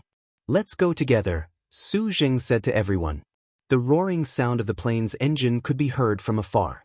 Gu Lingqing looked at the window of Su Jiaran's villa. He narrowed his eyes. There was an obscure look in his dark eyes. If he guessed correctly, Baiye was inside. He should protect his woman. He didn't know how Xiaoye was doing now. President Palace Su Jiaran was there. Gu Lingqing was there. Gu Tianhang was there. Su Zheng was there. Xinyan was there. The president said with a smile, "We're all brothers. Why can't we solve it? Why do we need to fight? Su Jiaran kidnapped my wife.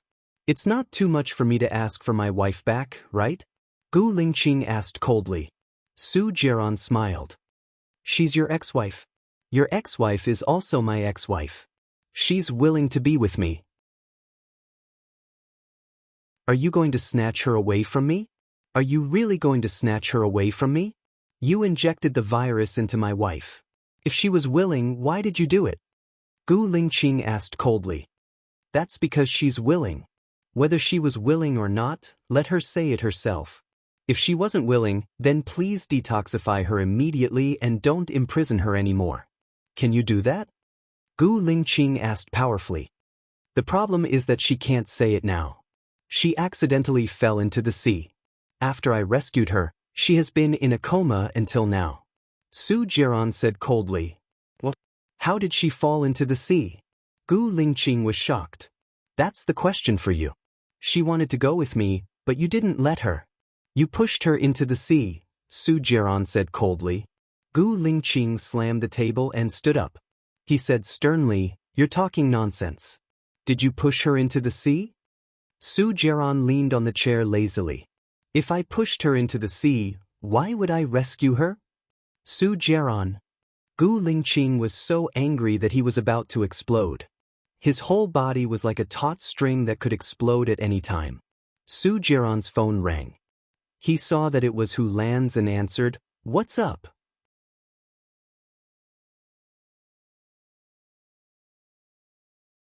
Chapter 316. What? Su Jiaran took his phone and walked to the side. He lowered his voice and said, "You said that Xiaoye is missing. How did she disappear?" "I don't know. I went to Miss Bai's room just now. There was no one on the bed," Hu Lan said, trembling. "She woke up? Look around the villa." "She shouldn't have gone far," Su Jiaran said anxiously. "We've searched every corner of the villa. We've checked the CCTV too. No one walked out of Miss Bai's room," Hu Lan reported. Su Jiaran understood. He swiped his phone and strode towards Gu Lingqing. He picked up Gu Lingqing's collar. Gu Lingqing pushed him away and said sternly, "Get lost." Gu Lingqing, are you crazy? Without me, Baiya wouldn't be able to live for more than a month. You actually got someone from the shadows to kidnap her? Su Jiaran said angrily. Gu Lingqing frowned. What do you mean by that? Xiaoya was kidnapped? Su Jiaran saw the clues. His heart skipped a beat. He had a bad premonition and a chill ran down his spine. It wasn't you? Gu Lingqing was also worried. Where is Xiaoya now? Who would kidnap her? Su Jiaran, how many people have you offended? Su Jiaran sat on the sofa. His eyes flickered quickly and his face was pale. He had indeed offended a lot of people. However, which one of them didn't have the ability to kidnap Baiya? It really wasn't you? Gu Lingqing was anxious and worried. He ran towards the door.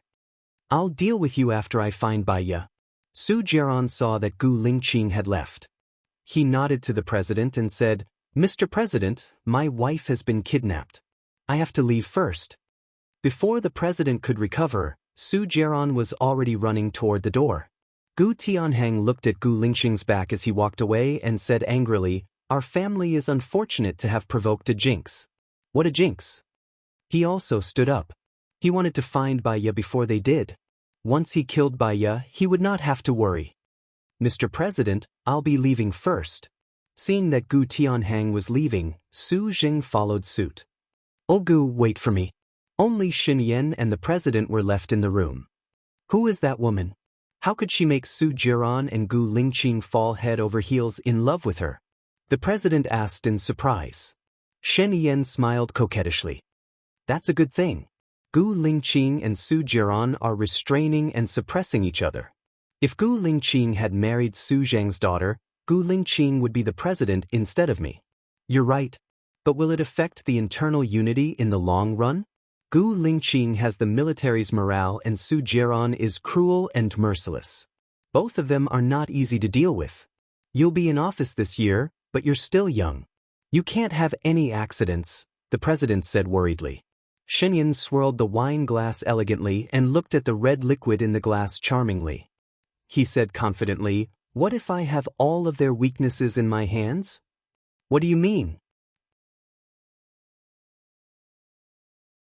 The president did not quite understand. Shen Yan smiled meaningfully. His eyes were unparalleled and full of confidence. The president saw that he did not say anything and nodded. He was quite satisfied with his son's performance in the past few years. It's good that you have your own plans. Remember these words from your father. A lack of forbearance in small matters will spoil great plans. You must be ruthless and not soft-hearted. You're an emperor. You must prioritize national affairs. You must pay equal attention to kindness and authority. Check and balance are the most important. Know yourself and know your enemy. Only then can you win every battle. Shen Yan answered. By the way, after you take office, marry Princess Anna of Country K. Country K is very important to our stability in the international market and is also an important diplomatic support for our country. In addition, her mother is the Princess Royal of Country S. Country S is a big country with oil and mineral resources. She needs to visit her uncle more often. The president told him. Shen Yan looked down. His charming eyes were dark and gloomy. He put down the wine glass and said, Dad, have you ever thought of marrying Su Jiaran's mother? The president shook his head. I can distinguish between national affairs. If mother asks you to break off your relationship with Xiong Daini, will you do so? Shen Yan asked. I will, but your mother is very virtuous. She is well-educated and tolerant. I'm very lucky to have her. When the president mentioned his wife, his face was full of tenderness. Shen Yan chuckled. I saw a joke the last time. The wife asked her husband, if your mother and I fell into the river at the same time, who would you save first? The husband asked, your father and I went to visit prostitutes together and were caught at the same time. You only have enough money to bail out one person. Who would you save first? What do you mean? The president asked. Shen Yan smiled. Since she is already very lucky, I should treat her better. I'll take my leave first. The president was speechless. Shen Yan stood up and adjusted his clothes. He looked at the president. Soon, you will no longer be the president. You can retire and not be responsible for the country. Will you marry Su Jiran's mother? The president shook his head. Xinyan did not say anything. He turned around and left. 1 day, 2 days, 1 month, 2 months, 1 year, 2 years. Spring passed and autumn came. 2 years had passed. Gu Lingqing did not find Baiya. Su Jiran did not find Baiya either. Gu Lingqing caught Chen Bin, the fisherman, and the assassin. Lu Xingzhou was sentenced to death. In the same year, Lu Liang City and the people from Xinjiang Construction Company were also sentenced to death. Xing Bachuan took advantage of his position to seek personal gains of up to 1.3 billion yuan. He was sentenced to 15 years in prison and deprived of political rights for life. Xing Jinyan was sentenced to 13 years in prison and all his assets were confiscated. The strange thing was that Lu Xingzhou and Lu Liang City did not mention anything about the massacre of the village. Even though they were sentenced to death, they did not say that they had anything to do with him. Therefore, among the 5 people who massacred the village, other than Governor Cheng, Lu Liang City, Lu Xingzhou, and Xing Bachuan, there was one more person. There was no clue at all. Gu Lingqing vaguely felt that the person who disappeared in the end must be someone of high status and power. He was so important that even a sinister person like Lu Xingzhou did not dare to mention him. Could Xiaoya have been taken away by that person? Unfortunately, that person and Xiaoya seemed to have vanished from the world. There was no news at all. During the first year of Baiya's disappearance, Gu Lingqing often woke up from his dreams. Every time, he dreamed that Baiya's face was covered in blood and he was begging him for help. When he woke up, he was at his wits' end again. Alcohol and cigarettes became necessities in his life. Because of excessive drinking, he had a gastric hemorrhage. He went to the hospital for emergency treatment and almost died. He was still alive. Subconsciously, he wanted to go with Baiya. After he was saved, he continued to drink and smoke. He was depressed until one day, a farmer sent a child to him.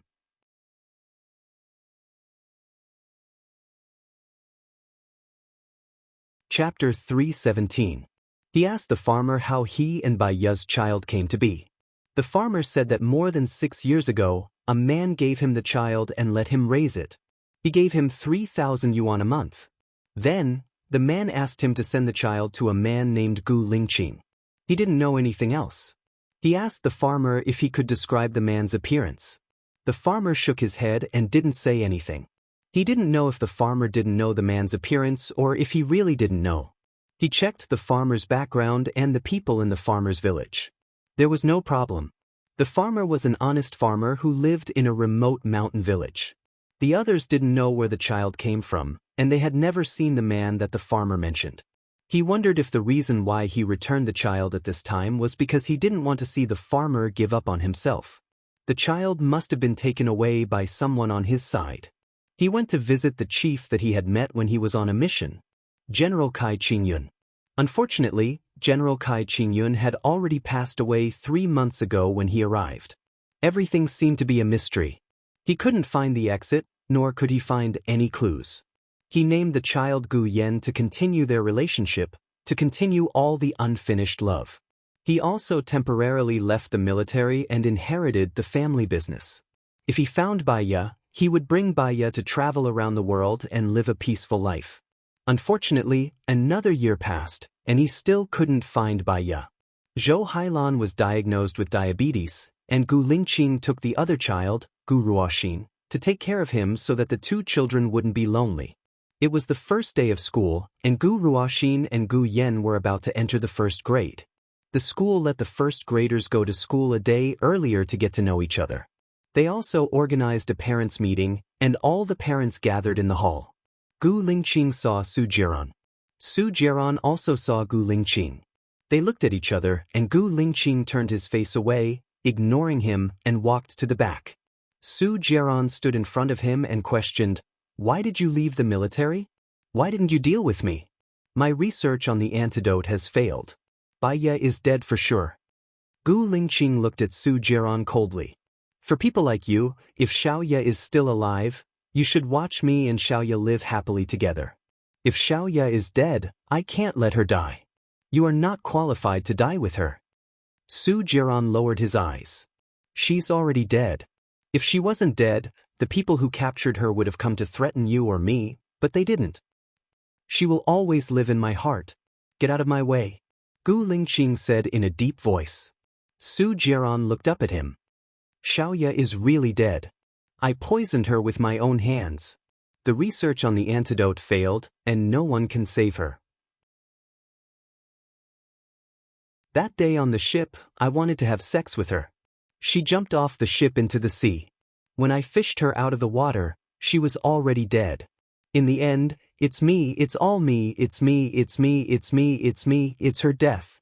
Gu Lingqing, look for me to avenge her. Why are you leaving me hanging like this? Gu Lingqing ignored him. He pushed him away, walked past him, and sat on the last seat. Su Jiran followed behind him and sat down next to him. His eyes were filled with despondency, pessimism, and self-blame. He thought that by threatening his life, he could keep Xiaoya by his side. He still didn't ask for her love. He just wanted her to stay with him.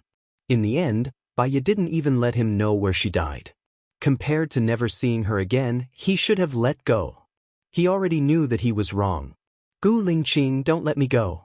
I'm the culprit who killed Baiya, Su Jiran said in a low voice. Gu Lingqing didn't say anything. He looked at the teacher who walked in. His thoughts drifted away. He remembered that Baiya told him many wishes. All of them were just to persuade him not to seek death. He knew it. He understood it. Now that he and her child had returned to him, he couldn't die. But, Xiaoya, where are you? Gu Lingqing, did you hear what I said? Su Jiran frowned and asked. What did you say? I don't want to hear it.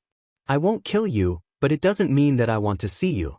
Don't appear in front of me again, Gu Lingqing said coldly. If you don't take revenge on me, you'll regret it, Su Jiran warned. He was annoyed and left through the back door. The teacher glanced at Su Jiran, twitched the corner of his mouth and continued, It's very important for the first graders to form habits. Parents, please supervise your children's study habits and try to finish their homework before doing other things. In the past, when the children were in kindergarten, many families would take their children away after informing the teacher. When the parents went out for a trip, they would tell the teacher and take their children away. But when it came to the primary school, this kind of thing was not allowed. If you want to leave for half a day, you can tell me. If you want to leave for a day, I have to ask the principal. If you want to leave for 2 or more days, you must have a valid reason or a sick leave certificate from the hospital. In the future, leave your children to us. We will be responsible for you and your children. But parents are the best teachers for their children. I hope that parents will set an example for their children. Involuntarily, Gu Lingqing thought of Baiya again. If Baiya was still alive, she would definitely be a good mother. She would definitely teach her children well. Gu Lingqing's heart was tightly entangled by the poisonous vines. A wave of bitterness flowed out. Xiaoya was really cruel. She disappeared just like that. She didn't even leave him a single message. After the parent-teacher meeting, Gu Lingqing picked up the 2 children and went straight to his office. The assistant knocked on the door. President Gu, there are 10 tutors coming for an interview today. Call them to the meeting room, Gu Lingqing ordered. Yes. By the time Gu Lingqing arrived at the meeting 5 minutes later, the 10 interviewees had already arrived. He sat on the boss's chair. It was a habit he had developed over a long period of time in the military. Even in his own space, his back was ramrod straight. I need a tutor who can spend the night with the child. They will be full-time on Saturday and Sunday after school. If anyone feels that the time is not suitable, they can leave early. After he said that, 7 of the 10 interviewees left. Only 3 remained, 1 male and 2 females. Gu Lingqing glanced at their faces. Tell me about your advantages. I would like to know how much the tutors are paid, President Gu? The only male interviewee asked. Tell me about your advantages first. If you don't have any advantages, what's the point of telling you? Gu Lingqing said coldly.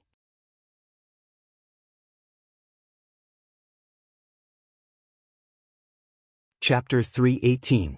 Gu Lingqing nodded. He looked quite satisfied and looked at the girl in the middle.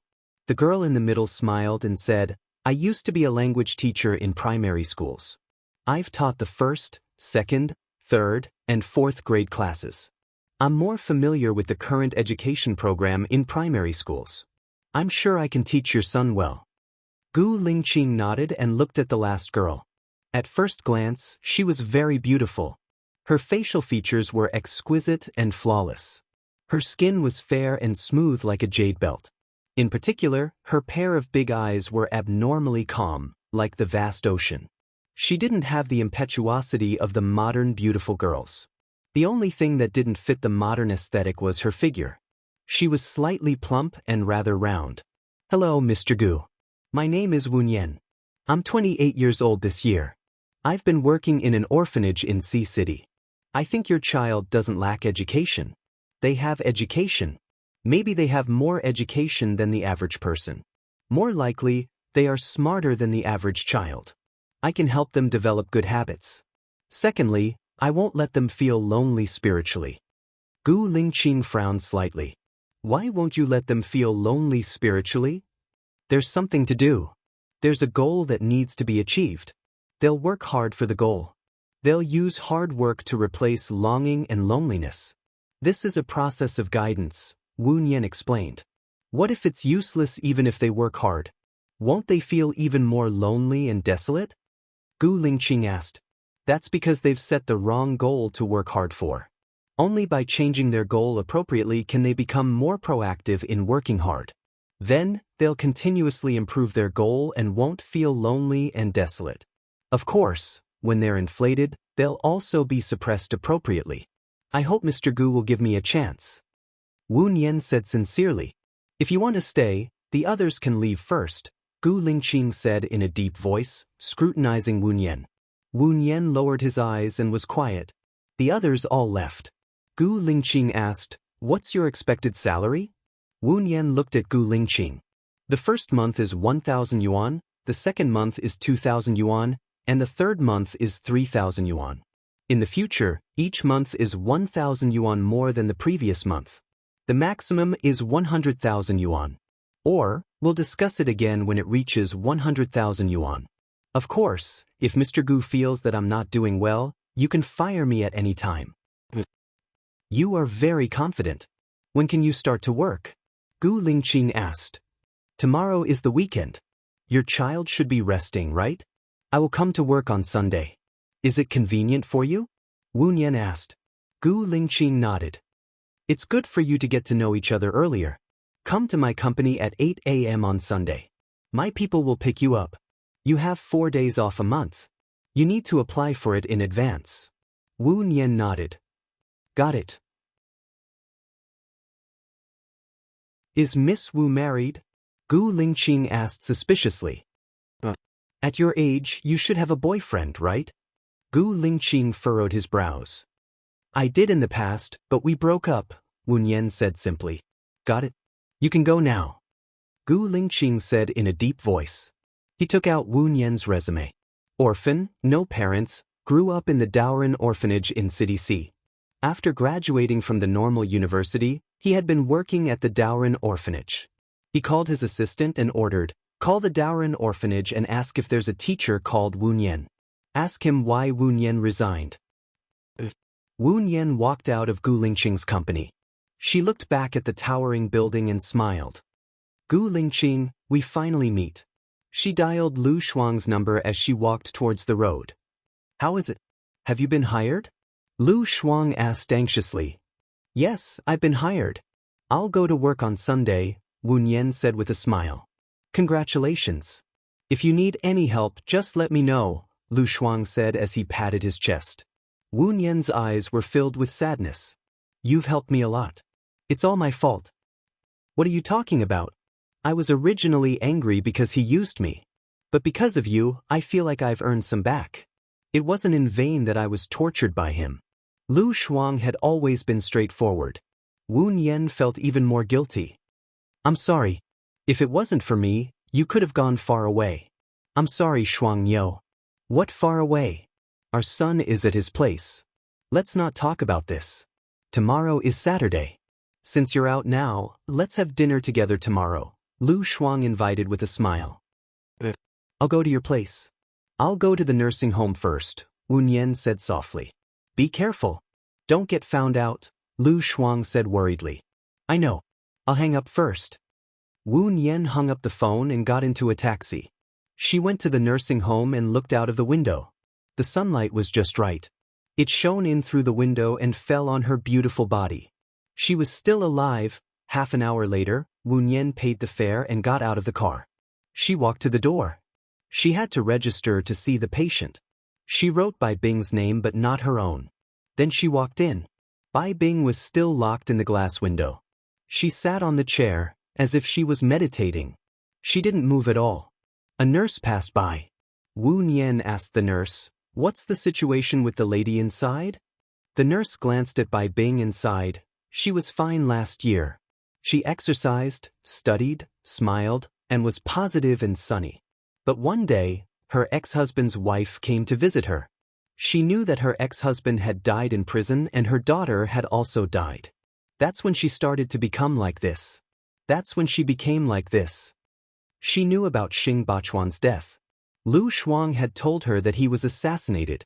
Can I go in and see her? Wu Nian asked. You can, but you have to be careful.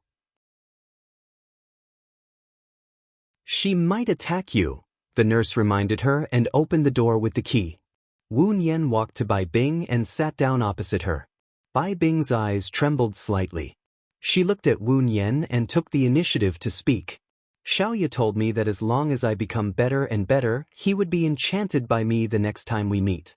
Now that Bachuan is dead, what's the use of me becoming better and better? A dead person still has a soul. Maybe he's looking at you in this room right now. Do you want him to see you become better and better, or do you want him to see you become more and more haggard? Wu Nian said softly. Does a dead person really have a soul? My husband is dead, and my daughter is also dead? Bai Bing held Wu Nian's hand emotionally.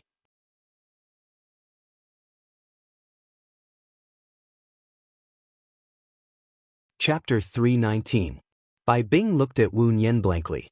Will they really be waiting for me in heaven? So, you have to make yourself better all the time. They are watching you from heaven. Wu Nian said with a smile. Heaven. Bai Bing looked at the sky, her eyes empty and distant. Wu Nian's heart ached. She stood up and walked out of the door. She said to the nurse, Can I have a look at Bai Bing's diet list? Yes, come with me. The nurse walked in front of her. Wu Nian got Bai Bing's diet list. It was light. She glanced at it and said, It's well prepared. The nurse laughed. Of course. Although the old lady lost her daughter, she has a very rich son-in-law. Mr. Gu would send someone over every month. Other than paying, he would also bring old Madame Bai out for a walk and buy some clothes. It's not bad that old Madame Bai has such a son-in-law. She is really lucky. Wu Nian lowered her eyes and understood. She said to the nurse, Here's the thing. I was asked by my friend to come and see Mrs. Bai. If someone asks you, can you not mention that someone has come to see her? Bai took out a red envelope from her bag and stuffed it into the nurse's hand. I can't take this. But I'm very tight-lipped. I won't say what I shouldn't say. Don't worry. The nurse promised. Thank you. Wu Nian left the sanatorium. She didn't take a taxi. She wandered on the road alone, walking and walking. Company A was an urbanized city. There had been great changes in the past 2 years. The housing prices had increased by 50% compared to 2 years ago. There were all kinds of luxury cars running on the road. She regretted not buying a house earlier. Now, she could only live in a hotel. After walking for more than an hour, the sky gradually darkened. The streetlights came on. She was hungry. She saw a Hong Kong-style tea restaurant and walked in. There were many people inside. Since when did people in Company A like to eat these things? She chose a table and sat down. She scanned the QR code and the menu appeared on her phone. She ordered a portion of rice noodle roll, a portion of steamed dumplings, and a portion of soy milk. After ordering, she looked at the news on her phone. She remembered a joke she had seen in the past. It said that 2 people were comparing who was loneliest. One said that the loneliest thing was to eat alone, while the other said that the loneliest thing was to watch a movie alone. During the meal, they said that if you went to watch a movie and came back from the bathroom, your seat would still be yours. I eat, go to the bathroom and come back, the table is not mine. Wu Nian thought it was quite funny. Unfortunately, she had gone to the movies alone and had also gone to a restaurant to eat alone. Alone? A familiar voice rang out. Wu Nian raised his head in astonishment and looked at Gu Lingqing. He stood up in astonishment and called out respectfully, "Mr. Gu, why are you here?" "I live nearby. There's no one at home to cook, so I brought my child out for dinner. Since we met, let's eat together." "It's good for you to meet them first," Gu Lingqing said in a low voice. Wu Nian did not reject. "All right, I've already ordered. Where would you like to sit? I'll ask the waiter to transfer the menu to you." "Table 48, Gu Lingqing said and walked towards table 48. It was not far away, just diagonally across from her. Wu Nian told the waiter and looked at Gu Lingqing's two children. Gu Yan, 7 years old this year.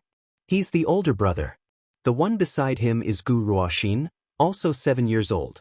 He's the younger brother, Gu Lingqing introduced to Wu Nian. Wu Nian looked at Gu Yan with a burning gaze. The corners of his mouth were raised and his eyes were rippling, sparkling under the lights.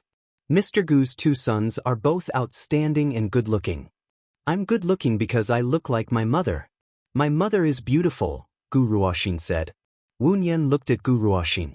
He was indeed looking more and more like Zhou Hailan. Gu Yan tilted his head and looked at Wu Nian. "Auntie, are you going to be our new mother in the future?" Wu Nian blushed slightly and smiled. "I'm not going to be your new mother. I'll just take care of you, wash your clothes, cook for you, and send you to school. If you don't understand anything in the textbooks, you can ask me." "Nanny," Gu Ruoxin said and pursed his lips. "My mother can do all these.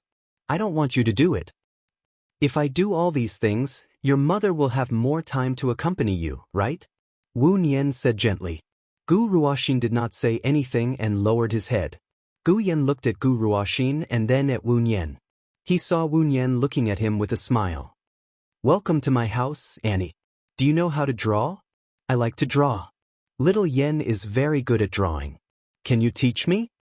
Wu Nian said with a smile. "Who are you to call him Little Yen? You should call him young master and call me second young master. Besides, you don't even know how to draw. How can you ask us if we don't understand?" "That's hilarious," Gu Ruoxin said. "Everyone has their own specialties. Although I'm older than you, there are many things that I'm not as good as you. I'll learn from you humbly. As for how I should address you..." Wu Nian looked at Gu Yan. "Little Yen, do you want me to call you young master or Little Yen?" "Little Yen. Little Yen sounds more intimate. Young master sounds distant," Gu Yan said. "What do you mean distant? My father hired them to serve us. They have their own identities, ranks, and seniority," Gu Ruoxin said arrogantly. Wu Nian was not angry. He said to Gu Ruoxin, "You're just a little judge who maintains order. Let me ask you, who do you think is more respectable, the boss or the employee?" "Of course it's the boss," Gu Ruoxin said without thinking. "Is the teacher more respectable or the student more respectable?" Wu Nian asked again. "Of course it's the teacher." Gu Ruoxin was very sure. What if the employee hired by the boss is the boss's teacher? Gu Ruoxin paused. He thought for a while and said, "Boss, the one who pays is more respectable." Then, what if the boss doesn't have the technical support of the teacher? Will the company close down? Gu Ruoxin did not say anything. He was a little annoyed. "What nonsense are you talking about? I'm talking about seniority.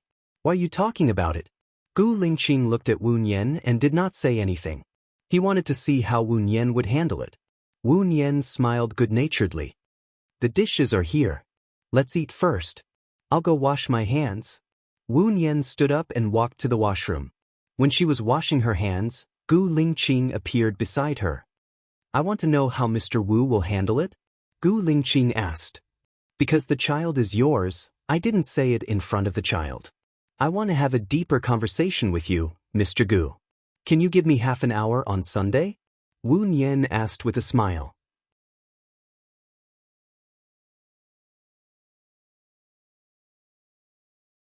Chapter 320. Wu Nian smiled. Of course, that's not a problem. Gu Lingqing furrowed his brows slightly. You're very confident? I can't think of anything else. Even if I beg you, will you let me stay? Also, I'm only offering a salary of 1,000 for the first month, 2,000 for the second month, and 3,000 for the third month. If you want to fire me, I won't feel that it's a pity. When I'm earning 1,000, 2,000, 3,000 per month, you will fire me. If you fire me, don't even think about the future. Wu Nian said word by word. Gu Lingqing was a little dazed. He said that he found her voice very familiar. It was so familiar that even after she left, he was still thinking about what she said. So much so that when he saw her here, he would take the initiative to greet her. Now that he thought about it, her voice was very similar to Bai Ye's. Can you sing? Gu Lingqing suddenly asked. Wu Nian was stunned. He changed the topic so quickly that she couldn't react for a moment. A little. But let's go to KTV tonight. You can get to know the children. Gu Lingqing didn't ask if she was free. After saying that, he walked out directly. He was still as domineering and fierce as he used to be. She also wanted to interact with the children, so she didn't reject him and followed behind him. The two children sat together. Gu Lingqing sat first, and Wu Nian sat next to him. Auntie, what's your name? Gu Yen asked with his head tilted. His eyes were curved, and he seemed to be very interested in Wu Nian. Wu Nian, my name is Tian Wu. It means to think about, Wu Nian explained gently. Wu Nian, this name sounds a little sad, or maybe it's a feeling of heartache. My name is very good. Gu Yen, it means continuation. My mother is missing and my father hopes to find my mother, so he gave me this name, Gu Yen said with a smile. Wu Nian's fingers trembled slightly. She held it with both hands and looked at Gu Lingqing. He was also looking at her. She felt guilty and blushed. Is Mr. Gu's wife missing? Gu Lingqing was sad. I didn't protect her well. She must be blaming me. That's why she's still not willing to come out after 2 years.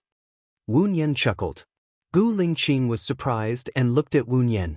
What are you laughing at? In my opinion, Mr. Gu should be a wise, mature, and steady person. If a woman blames you because you didn't protect her well, I don't think Mr. Gu would love such a girl.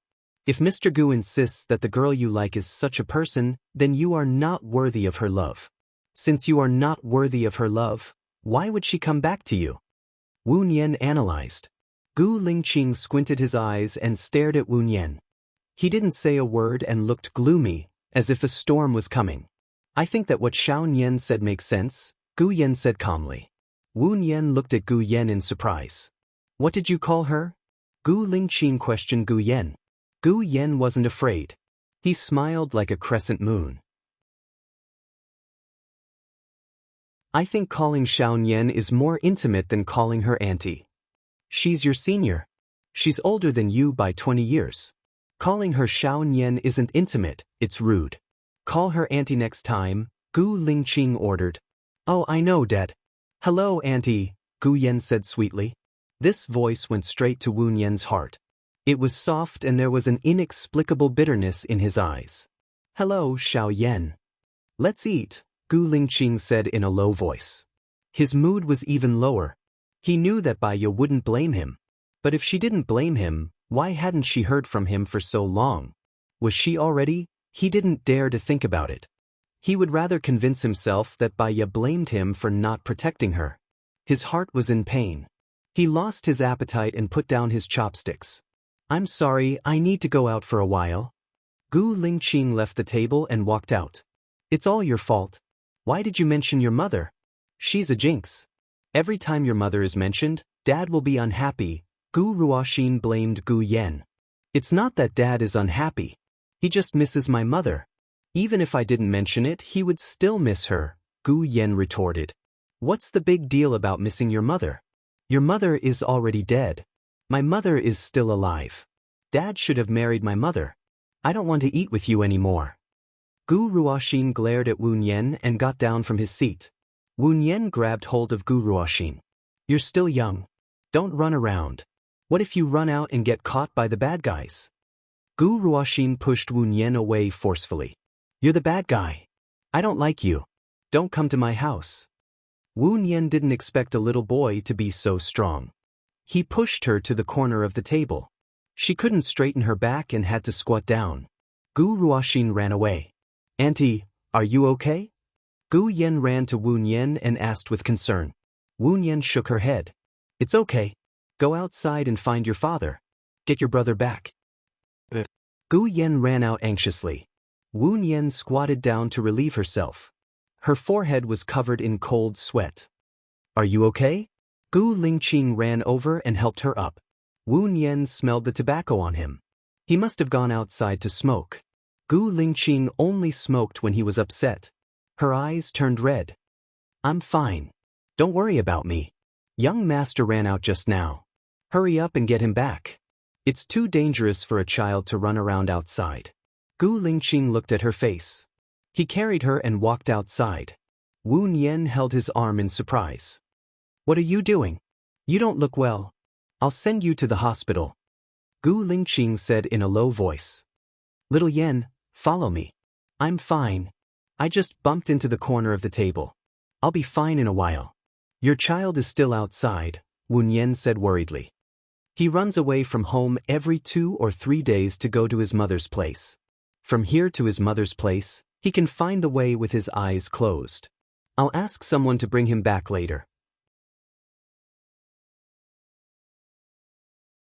You don't have to worry, Gu Lingqing said with certainty.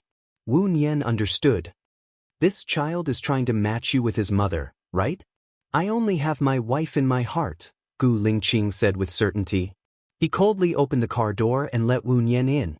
Gu Yen climbed into the car and sat next to Wu Nian. Gu Lingqing drove. Auntie, don't worry. It's very far from here to the hospital. Medical science is very advanced now. Gu Yen comforted her and raised a bright smile. Wu Nian rubbed Gu Yan's little head. Thank you. After hearing you say that, I don't feel that much pain anymore. After Wu Nian said that, he looked at Gu Lingqing and said, Mr. Gu can drop me off at the entrance of the hospital. I'll go in myself. You and little Yen haven't eaten anything yet. Your child is growing. It's not good for him to be hungry.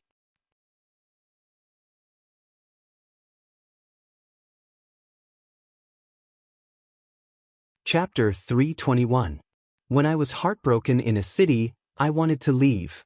I wanted to leave the people I knew and the things that hurt me. I even closed Weibo, WeChat and changed my phone number. By chance, I met a very good stranger who happened to be from City A, so I came to City A. Wu Nian lowered his eyes and explained sadly. Where do you live now? I saw that the address on your resume is the address of a hotel, Gu Lingqing asked. So, it's very tempting for me that you can provide food and accommodation there, Wu Nian said jokingly. Gu Lingqing didn't say anything and continued driving. It doesn't hurt anymore. I don't need to go to the hospital. It's just a bump. It's not a big problem. Pull over and I can go back by myself, Wu Nian said while looking out of the window. Since it doesn't hurt anymore, can you cook for me? I often eat in restaurants and I'm tired of it, Gu Yen said coquettishly. Wu Nian's heart softened. He glanced at Gu Lingqing and remained silent. Sure. What do you want to eat? I'll cook for you, Wu Nian rubbed Gu Yan's head and said. I want to eat cola chicken wings, prawns, and... Gu Yen licked his lips. Wonton, big wonton. Wu Nian smiled and asked Gu Lingqing, do you have ingredients in the fridge? No, there's nothing but liquor, Gu Yen complained. Stop in front. There's a vegetable market there. I'll buy some ingredients. It'll take about 10 minutes, Wu Nian said. Miss Wu, you're not from City A, but you're quite familiar with it, Gu Lingqing said meaningfully. I like to wander around and look around, so I remember there's a vegetable market here. Please pull over and wait for me, Wu Nian said softly. Gu Lingqing stopped the car and handed the wallet to Wu Nian. Wu Nian was stunned. Take my wallet and return it to me when you're done, Gu Lingqing said in a deep voice. Aren't you afraid that I'll take too much of your money? Wu Nian was surprised. You have a monthly salary of 100,000 yuan. You won't care about a few thousand yuan. Wu Nian was amused by Gu Lingqing. A monthly salary of 100,000? This was not a small temptation. Even if she was really a thief, she would not steal his money. She took his wallet and got out of the car. Gu Lingqing opened the window and lit a cigarette. He stared at Wu Yu's back. The light of the cigarette was flickering, just like the ripples in his eyes. 10 minutes later, Wu Nian came over with groceries. He opened the back door and sat next to Gu Yan. Xiao Nian, what vegetables did you buy? Gu Yan asked with a smile. What are you shouting for? Gu Lingqing reminded. Gu Yan stuck out his tongue and immediately corrected himself. Auntie Xiao Nian. Wu Nian smiled dotingly. I bought cola, chicken wings, prawns, pork, preserved vegetables, eggs, tomatoes, salted duck eggs, vegetables, shiitake mushrooms, carrots, cabbage, rice and seasonings. You bought so much. How can we finish it with just the 3 of us? Gu Yan was surprised and happy, but he felt it was a waste. We only have cola chicken wings, prawns, braised pork with preserved vegetables, and eggs with tomatoes for dinner. As for the rest, I'll make wontons. When it's done, I'll freeze it in the fridge. When you want to eat it, I'll boil it in boiling water. You can have it for breakfast tomorrow, Wu Nian explained. Gu Lingqing looked at Wu Nian. You know how to make braised pork with preserved vegetables? Yes, we can eat it tomorrow if we can't finish it. Wu Nian said with a smile. Gu Lingqing didn't say anything else. He sped up and drove back to the condominium. When they got out of the elevator, Wu Nian saw Zhou Hailan standing at the door with his arm around Gu Ruoxin's shoulder. Zhou Hailan glanced at Wu Nian and smiled at Gu Lingqing. Xiao Xian is back again. I didn't want you to worry, so I brought her here. Is she the nanny that Xiao Xian was talking about? She's the home tutor I hired. Xiao Xian and Yen are going to school soon, so she's in charge of taking care of them. Xiao Xian apologized to Ms. Wu. You shouldn't have pushed her, Gu Lingqing said sternly. I didn't push her. She pulled me and didn't let me go, Xiao Xian said arrogantly. I didn't let you go because I was worried that something would happen to you. It's wrong of you to push her. Also, it's wrong of you to run out without my permission and make my parents worry. Apologize, Gu Lingqing said in a commanding tone. Xiao Xian, don't make your dad angry. Apologize now. Don't come back again. I'll be fine. Don't worry about me, Zhou Hailan said immediately. Gu Ruoxin pursed her lips and looked at Zhou Hailan with tears in her eyes. Mom, I want to go back with you. Dad won't care about me anymore after he finds Gu Yan. I want to go with you. Don't be silly. How can Dad not love you? I'll be angry if you say that again. I won't allow you to say that. Do you hear me? Zhou Hailan said angrily. Gu Ruoxin lowered her head and didn't say anything. Mr. Gu, I'll go in and cook. Wu Nian changed the topic. Gu Lingqing nodded and opened the door. Wu Nian walked in. His apartment wasn't very big. It had 3 bedrooms, 2 living rooms, 2 bathrooms, and a kitchen. However, it was very tidy. The tiles on the walls could even reflect people's shadows.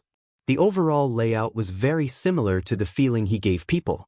It was masculine, righteous, and meticulous. Where's the kitchen? Wu Nian asked. I'll bring you there. Since you didn't cook dinner, I'll help you. Zhou Hailan volunteered to help. Gu Lingqing held her arm. You have diabetes. You should rest more. You can eat here if you haven't eaten dinner. I'll ask someone to send you back after you finish. It's okay. I'll help. I'll stop if I'm tired. I know what I'm doing. Zhou Hailan smiled and walked towards the kitchen. Miss Wu, what can I do? Zhou Hailan asked politely. Can you help me wash the vegetables? Wu Nian took out all the vegetables. There's pickled vegetables. I remember that Lingqing loves to eat steamed pork with pickled vegetables the most. Let me cook this steamed pork with pickled vegetables. Zhou Hailan took the pork and washed it in the water. Wu Nian didn't say anything. He washed the chicken wings and made a cut in the center of the wings. Then he poured oil into the pan and fried the ginger and spring onions until they were golden brown. He added soy sauce and glanced at Zhou Hailan. Instead of adding sugar, he added the seasoning. Wu Nian added the seasoning instead of sugar. She didn't add sugar. Instead, she added wine, a little white wine, and half a bottle of Coke. While waiting for the chicken wings, she cleaned the prawns and untied the back of the prawns. When the prawns were all done, the chicken wings were also ready. Baya took out the chicken wings and saw that Zhou Hailan had already taken out the cubes of pork cubes. He cut them into pieces and prepared to steam them in the rice pot.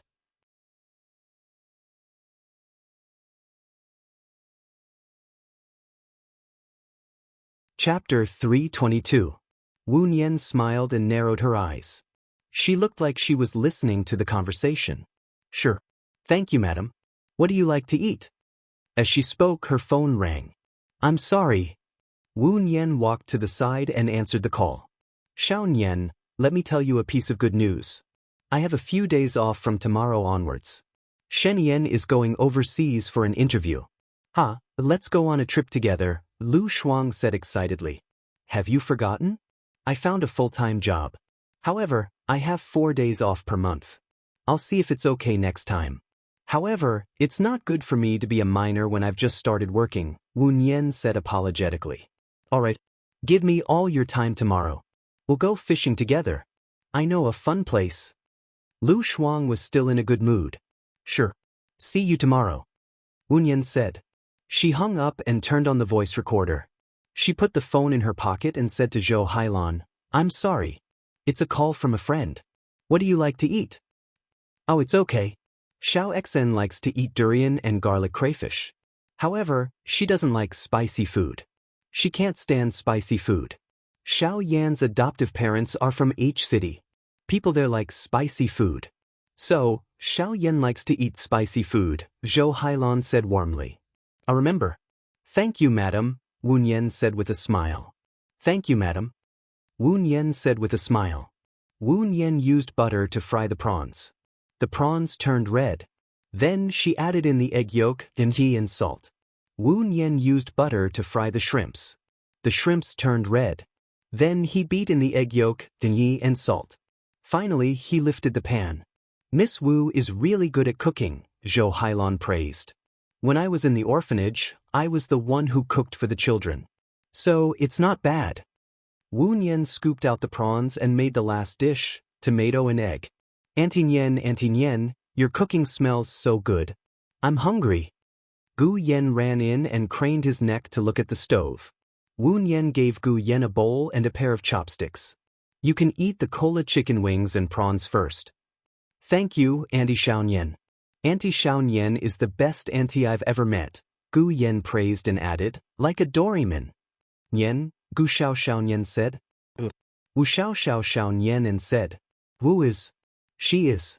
Xiao Wu Nian. Zhou Hailan looked at Gu Yan's chicken wings with a pale face. Then, she said to Wu Nian, my child is not as good as Yan. I'm sorry to trouble you. Every child has their own personality. If they all have the same personality, there's no point in living. Wu Nian cooked the eggs and tomatoes. Please take good care of Xiao Xen. Zhou Hailan said gently. Wu Nian said. She soaked the shiitake mushrooms in hot water and washed and drained the vegetables while stir-frying the tomatoes. When the eggs and tomatoes were ready, Wu Nian took a look at the pot. I'll be ready in about 5 minutes. You can bring the other dishes up first. Miss Wu, you're really good at taking care of children. You know what children like. Zhou Hailan praised. Wu Nian smiled gently and politely and went out with the dishes. Dinner will be ready in 5 minutes. Wash your hands first. Aunt Xiao Nian, the chicken wings you made are so delicious. And the prawns are even better than those in restaurants. I'm so happy, Gu Yen said happily. It's not as good as you said. Gu Ruoxin took a bite of the chicken wing and spat it out. It's so disgusting. I've never eaten anything so disgusting. Don't eat it if it's disgusting. Eat it all, Gu Yen said and picked up another chicken wing. Gu Ruoxin was so angry that she gritted her teeth. Wu Nian went back to the kitchen and didn't notice Zhou Hailan suddenly coming out. Zhou Hailan knocked into Wu Nian with the braised pork with preserved vegetables in her hands. The freshly cooked braised pork with preserved vegetables was splashed on Zhou Hailan. She screamed and dropped the bowl on the floor. Mom, Gu Ruoxin ran over anxiously and pushed Wu Nian away. She asked worriedly, Mom, are you okay? Zhou Hailan's hands were trembling. She smiled and said, I'm fine. I knocked into Miss Wu. Are you okay, Miss Wu? Wu Nian shook her head. I'm fine. What a pity. This is a bowl of braised pork with preserved vegetables, Zhou Hailan said sadly. Please go eat first. There's no sugar in the tomato, eggs and prawns, so they're edible. I'll take care of the rest, Wu Nian said kindly. Gu Ruoxin glared at Wu Nian and said to Zhou Hailan, Mom, you're scalded. There should be scalding medicine at home. Apply it first. You're not in good health. We can't make it worse. Zhou Hailan looked at Gu Lingqing and asked carefully, Can I? Gu Lingqing got up and went to her room to take out the first aid kit. She passed the scalding medicine to Zhou Hailan. Dad, Mom is injured.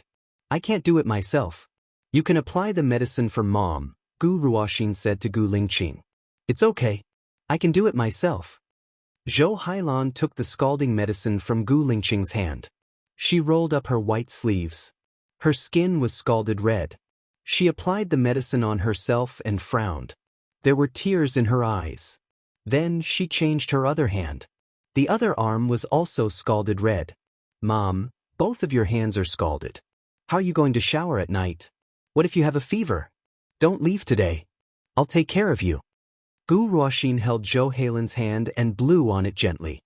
Zhou Hailan's tears flowed down. Mom, it's okay. You must be good here.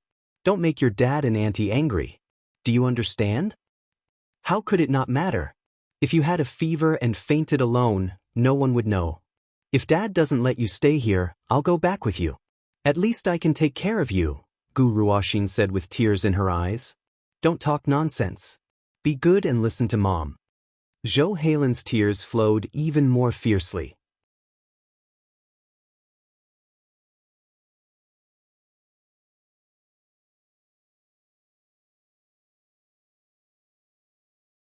Chapter 323. Wu Nian returned to the kitchen and washed the carrots and cabbage. She minced all the vegetables and put some minced meat into the minced meat. Gu Yan ran to the kitchen and asked, Auntie Xiao Nian, why don't you have dinner with us? You haven't eaten anything yet. Are you still hungry? Wu Nian smiled and squatted down opposite Gu Yan. Auntie Xiao Nian, aren't you hungry? I'll cook some wontons later. You won't be hungry. Don't worry, little warm boy. Then I want to eat some wontons. Can you give me one of each? Gu Yan gestured with his index finger. Okay, but you have to go to bed before 9 p.m. Wu Nian took out her phone from her pocket and looked at the time. It was almost 8 p.m. She realized that her phone was still recording and turned it off. Auntie Xiao Nian, do you know how to tell stories? I want to hear Auntie Xiao Nian tell me stories. Gu Yan looked at Wu Nian and said eagerly. She can. Think about what you want Auntie Xiao Nian to tell you later. Go take a shower first. Wu Nian stood up. Gu Yan didn't leave. He played with his fingers and lowered his head, looking like he wanted to say something. Wu Nian noticed something was wrong and squatted in front of Gu Yan again. What's wrong? Gu Yan looked at Wu Nian with reddened eyes and pursed his lips. His eyes became redder as if they were covered by a thin layer of mist. Xiao Yan doesn't want to go out. Dad is with Auntie Zhou. Auntie Zhou is Gu Ruoxin's biological mother. The three of them are a family. Xiao Yan is all alone. Seeing the three of them together, Xiao Yan will feel like he's the extra one. It'll be very lonely. Wu Nian's heart tightened. She didn't expect Xiao Yan, who looked optimistic and cheerful, to have such thoughts. She held Gu Yan's hand and said softly, Xiao Yan will not be the extra one. Auntie wants to ask you, who is the person your dad loves the most? Do you know? Xiao Yan shook his head and lowered his head. It should be Yan's mother. If it was Auntie Zhou, your father would have married her a long time ago, right? Wu Nian said patiently. Xiao Yan nodded, not really understanding, and wiped his tears. You are the child of the person your father loves the most. Of course he loves you more. Even if the three of them are together, you are not the extra one. You are your father's child, right? Wu Nian's thumb stroked the corner of Gu Yan's eye. Gu Yan smiled through his tears. After hearing Xiao Yan's words, my mood suddenly became better. Xiao Yan, Dad doesn't allow me to be impolite. In front of Dad, I can only call you Auntie Xiao Yan. When it's just the two of us, can I call you Xiao Yan? Sure, how about I teach you how to make wontons? If we go together, we'll be faster, Wu Nian invited. But Gu Yen immediately washed his hands. Wu Nian patiently taught him how to make wontons. She found that Gu Yen learned very quickly. He only taught once, and the wontons he made were very beautiful. Xiao Yan is so smart. Wu Nian praised him sincerely. Dad and Mom are smart, so Xiao Yan is smart. Wu Nian smiled knowingly. With Gu Yan's help, the wontons were made very quickly. Wu Nian made 2 wontons with different flavors. Xiao Yan, it's time to take a shower, Gu Lingqing came over and shouted. There's one more thing. I want to help Auntie Xiao Yan wrap it before I go wash it, Gu Yan said in a childish voice. Wu Nian saw him wrapping the wontons in a good manner, and said with a smile, Xiao Yan, go take a shower first. When you're done, the wontons will be cooked and ready. Well, all right then. Gu Yan washed his hands and left the kitchen. Wu Nian continued to wrap the rest of the wontons. Thank you for your hard work today. You made a good dinner. Gu Lingqing noticed the stain on her waist and guessed that she was also scalded. He turned around and went out. After a while, he came back with the ointment and handed it to Wu Nian. You can apply it too. Oh, thank you, Mr. Gu. Wu Nian took the ointment and put it aside. He continued to wrap the wontons. You haven't had dinner yet, right? Gu Lingqing asked. It's okay. I can eat some wontons later. I'm not hungry anyway. I'll freeze the rest in the fridge. I'll write the type on the food bag. You can cook it for the children tomorrow morning. It won't go bad in the freezer. Besides, young Master Xiao Xen likes to eat durian and garlic crayfish. Lobster? Wu Nian asked cautiously. No, Xiao Xen hates food with strong flavors, such as garlic and durian. Besides, he's allergic to crayfish, Gu Lingqing explained. Wu Nian raised her eyebrows and understood. Then Xiao Yan likes spicy food? The couple who adopted Xiao Yan are from City H. They do like spicy food. Xiao Yan prefers spicy food, but his stomach isn't good, so I don't let him eat spicy food. His stomach isn't good? Wu Nian was worried. He used to eat spicy food too much, so his stomach isn't good, so I forbid him from eating spicy food. I'll tell you the details when you come on Sunday. Gu Lingqing looked at the pot. The water seems to be boiling. Oh! Wu Nian came back to her senses. She opened the pot and steam came out. The pot was bubbling and the white and fat dumplings floated to the surface. She put some cold water in the pot, turned the heat to low, and covered the pot again. Gu Lingqing didn't leave the kitchen. He looked at her deeply. Wu Nian noticed Gu Lingqing's gaze and looked at him in surprise. Is there anything else, Mr. Gu? Zhou Hailan told you that Xiao Xen likes to eat durian and garlic crayfish? That Xiao Yan likes spicy food? Gu Lingqing narrowed his eyes and asked straightforwardly. Wu Nian smiled. We'll see each other frequently. It's fine as long as you know it in your heart. It'll be embarrassing when we meet in the future. Okay. Gu Lingqing replied. I want to eat wontons too. Give me a bowl too. I don't need a lot, just 10 of them. Mr. Gu, do you want to ask Mrs. Zhou and young Master Xiao Xian if they want to eat? They won't be happy if we don't prepare it for them, Wu Nian asked politely. Gu Lingqing nodded and walked out. Xiao Yan ran towards the kitchen with a red face. Loaded. Xiao Yan greeted him and walked past him. Gu Lingqing looked at Gu Yan's back view helplessly and sadly. Xiao Yan grew up with his foster parents. He only came back last year. After he came back, he wasn't used to it. He wasn't very close to him. He was respectful but distant. Sometimes he would deliberately avoid him. He was afraid that he would be too lonely. Zhou Hailan happened to be in poor health, so he brought Xiao Xian with him. After all, Xiao Xian and Xiao Yan were about the same age. He thought that they would have a common topic. However, Gu Ruoxin missed him and Zhou Hailan too much.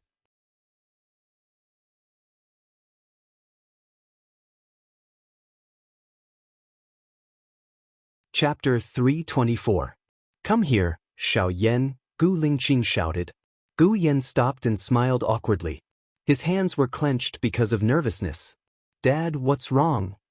Xiao Xian's mother is staying here today. You can sleep with Dad, Gu Lingqing said softly. Oh, then I'll go eat the wontons first, Gu Yan said and ran to the kitchen without waiting for Gu Lingqing's reply. Gu Lingqing sighed helplessly. Kitchen Wu Yan scooped up the wontons for Gu Yan and put 20 more into the bowl.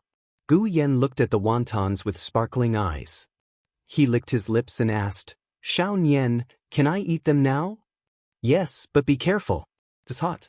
Do you want sugar and vinegar? Wu Nian asked softly. Wu Nian gave Gu Yan the vinegar. Gu Yan took a big bite with satisfaction. His cheeks were puffed up. Delicious, so delicious.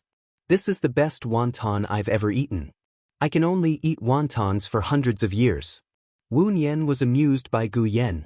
This kid was very cute. She smiled and felt a warm liquid on her face. She felt tears on her face, so she turned around. Xiao Nian, are you crying?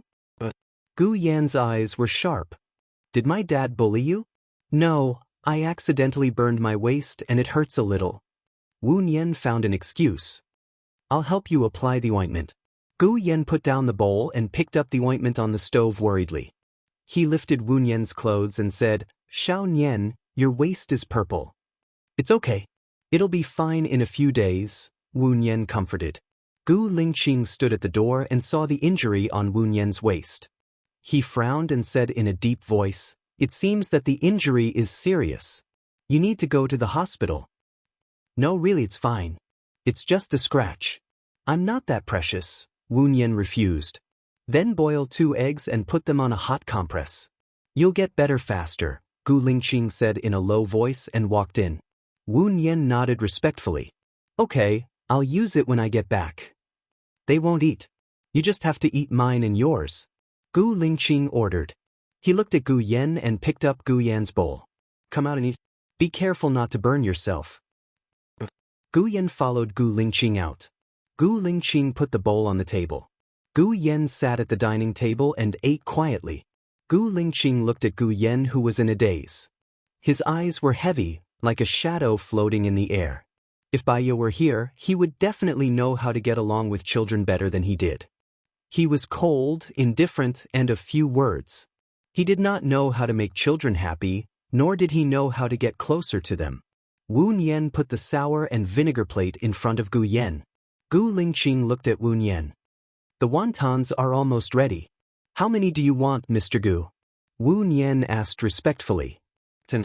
You can sit at the dining table and eat too, Gu Lingqing said. Wu Nian turned around and went to the kitchen. She divided the 20 wontons into 2 bowls and brought them up. One bowl was placed in front of Gu Lingqing and the other bowl was placed on the seat facing the north. She sat down and ate the wontons. Gu Yan looked at Gu Lingqing, then at Wu Nian. The 3 of them looked like a family now. His father, mother, and him were eating dinner together. Gu Yan was happy. He pursed his lips and smiled. He was afraid that others would find out what he was thinking, so he lowered his head. Gu Ruoxin came out of the room and saw the 3 of them sitting together eating wontons. His expression was very bad. He scolded, Who allowed you to sit at the dining table? You are just a servant hired by my father. What right do you have? Xiao Xian, don't be rude. Auntie Wu is the home tutor I hired. She will take care of you. She is not a servant, Gu Lingqing said sternly. I have my mother. I don't need other women to take care of me. If my father wants this woman to be my home tutor, then I won't go to school from tomorrow onwards. I don't need her to teach me either. I will do nothing but lie in bed, Gu Ruoxin said arrogantly. Are you threatening me? Gu Lingqing was furious. He looked at Gu Ruoxin sharply, like a storm was coming. Xiao Xian didn't mean that. Zhou Hailan rushed out of the room and hugged Xiao Xian. He begged Gu Lingqing, he is still young. It's inevitable that he will be stubborn. Let me talk to him. Zhou Hailan brought Gu Ruoxin away. Gu Lingqing frowned and slammed his chopsticks on the table. He couldn't eat anymore and walked towards Gu Ruoxin's room. Gu Yan could feel his father's anger. He was trembling in fear. Wu Nian glanced at Gu Yan and ran towards Gu Lingqing. Mr. Gu, I have something to tell you. Gu Lingqing stopped in front of Gu Ruoxin's room. He clenched his fists and suppressed his anger. He looked at Wu Nian. Gu Ruoxin is Mr. Gu's child. Mr. Gu should know his temper. If you hit him, he will only think that his mother is better and become more rebellious. The child's nature was not bad. When he saw his mother hurt, he would cry. For his mother, he was willing to hurt himself. He had a strong sense of purpose and strategy. He had plans, guidelines, and ideas. He was a very smart child. The way to teach this child is to give him the rewards he wants and guide him. He said that he won't go to school and doesn't listen to me. Don't worry. You just need to tell him that I will evaluate them. If his evaluation is good after 1 month, I will allow his mother to come over and stay for 2 days. He will definitely not cause trouble. I will talk to you on Sunday. Wu Nian said. Gu Lingqing listened to her voice and gradually calmed down. He felt that it made sense. Miss Wu is very good at treating children. Wu Nian saw that his anger had disappeared. She raised the corner of her mouth and said, there were many naughty children in the orphanage. Some of them had problems with their personalities. In the end, they were all fine. There are no bad children, only bad education methods. Well, let's have dinner. I will send you back after dinner, Gu Lingqing said in a low voice and returned to the dining table. 3 minutes later, Zhou Hailan came out with Gu Ruoxin and stood next to Gu Lingqing. Tell your father. Zhou Hailan said to Gu Ruoxin. I'm sorry, Gu Ruoxin said unwillingly. Tell him properly. Zhou Hailan frowned and ordered. Gu Ruoxin clenched his fists and lowered his head. He said again, I'm sorry. Gu Lingqing looked at Gu Ruoxin. It's getting late. Go to bed with your mother. I will send Miss Wu back. Gu Yen immediately raised his hand. Me too. Yen, I will sleep with you. It's getting late, Zhou Hailan said softly to Gu Yen. Wu Nian recalled what Zhou Hailan said. Gu Yen liked spicy food and Gu Ruoxin liked durian and crayfish. She felt a chill down her spine. She was worried about leaving Gu Yen with Zhou Hailan. You are not in good health and you were scalded. You need someone to take care of you. How can you take care of others? I will take Yen with me. You guys have a good rest, Gu Lingqing refused.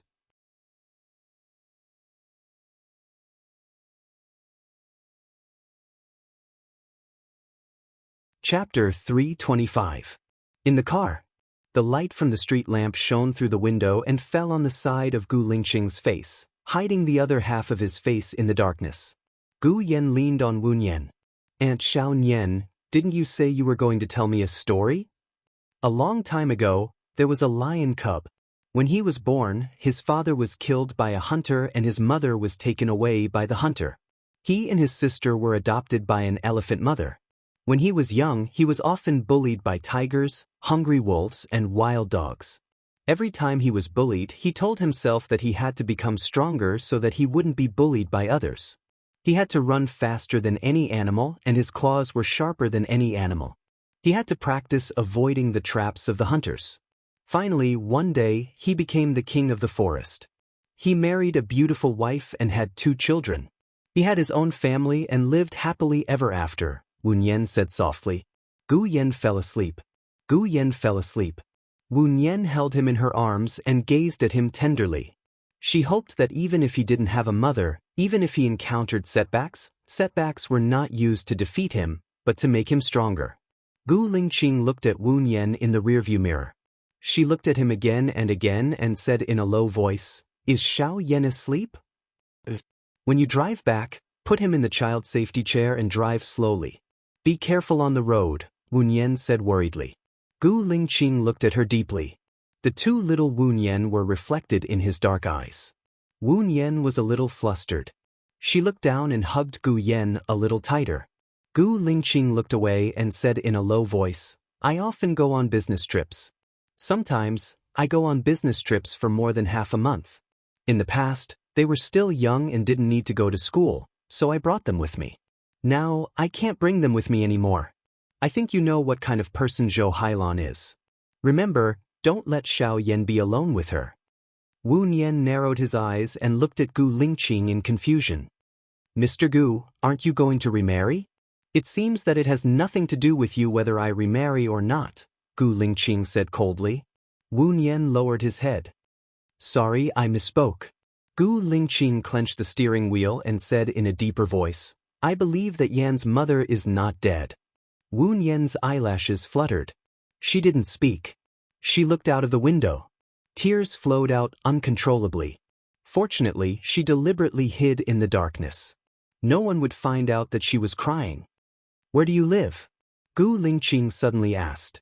Wu Nian came back to his senses and cleared his throat, trying to make his voice sound normal.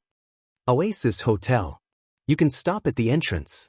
Gu Lingqing frowned and said in a reproachful tone, How can you cook eggs in a hotel? Wu Nian laughed dryly. The injury on my waist is not a big deal. It's not a big deal.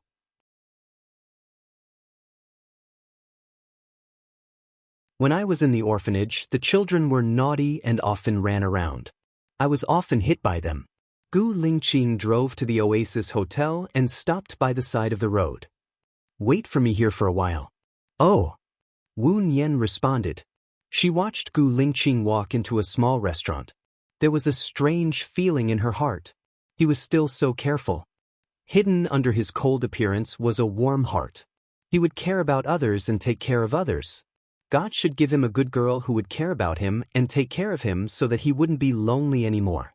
10 minutes later, Gu Lingqing came back with a plastic bag and passed it to Wu Nian. His voice was indifferent and distant, as if he was deliberately trying not to misunderstand. I didn't bring the ointment for your burn. I bought it for you. There's also the Bai Nan Bai Yao spray, which promotes blood circulation and dissolves blood stasis. Also, there are 2 hard-boiled eggs in the bag. It's a little hot now, but it should be just right when we get back to the hotel. Peel the eggshell and roll it on the bruised area. It's Xiao Xian who hurt you. As a father, I should be responsible for it. He said it was because Xiao Xian hurt him, so as a father, he should be responsible for it. This way, no one would misunderstand. Wu Nian twitched his mouth and didn't refuse anymore. He took the plastic bag from Gu Lingqing. Thank you, Mr. Gu. I will work hard and strive for a salary of 100,000 a month. Okay. Gu Lingqing drove Wu Nian to the Oasis Hotel. Wu Nian got out of the car and watched Gu Lingqing leave before entering the hotel. Gu Lingqing's car drove over slowly. He closed the car door and walked to the front desk. He glanced at the price list. A standard room was priced at 1,080. Hello, I'm Wu Nian's friend. May I know which room Wu Nian is staying in? Gu Lingqing asked politely. Wu Nian? The front desk checked Wu Nian's name. She's staying in our room 2108.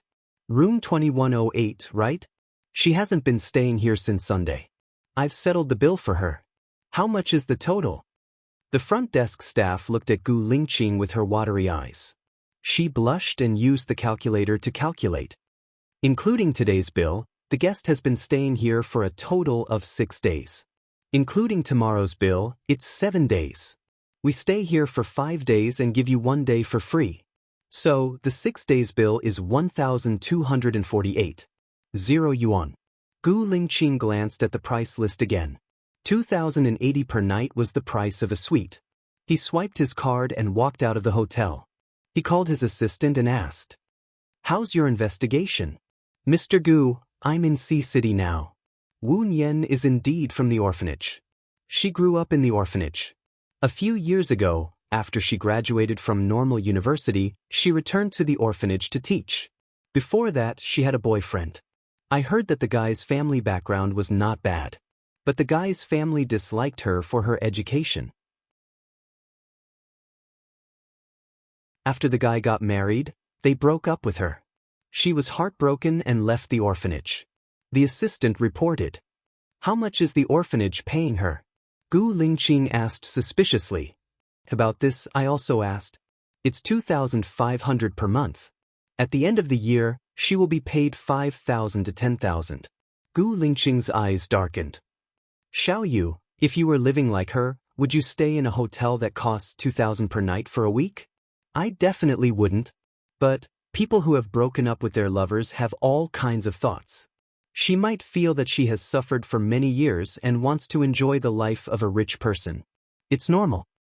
Zhang Xingyu said without a doubt. Go to the orphanage again tomorrow and send me the photos of her in the orphanage. I want at least 6 photos from the youngest to the oldest. Gu Lingqing ordered. Zhang Xingyu replied. Gu Lingqing hung up the phone and looked at Gu Yan.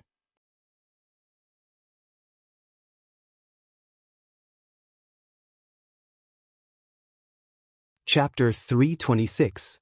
When Gu Lingqing returned home, Zhou Hailan had been waiting for him.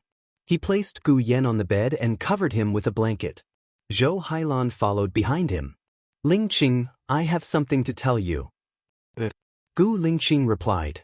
He turned around and went out. After closing the door, he asked Zhou Hailan, Is Xiao Xian asleep? He's asleep.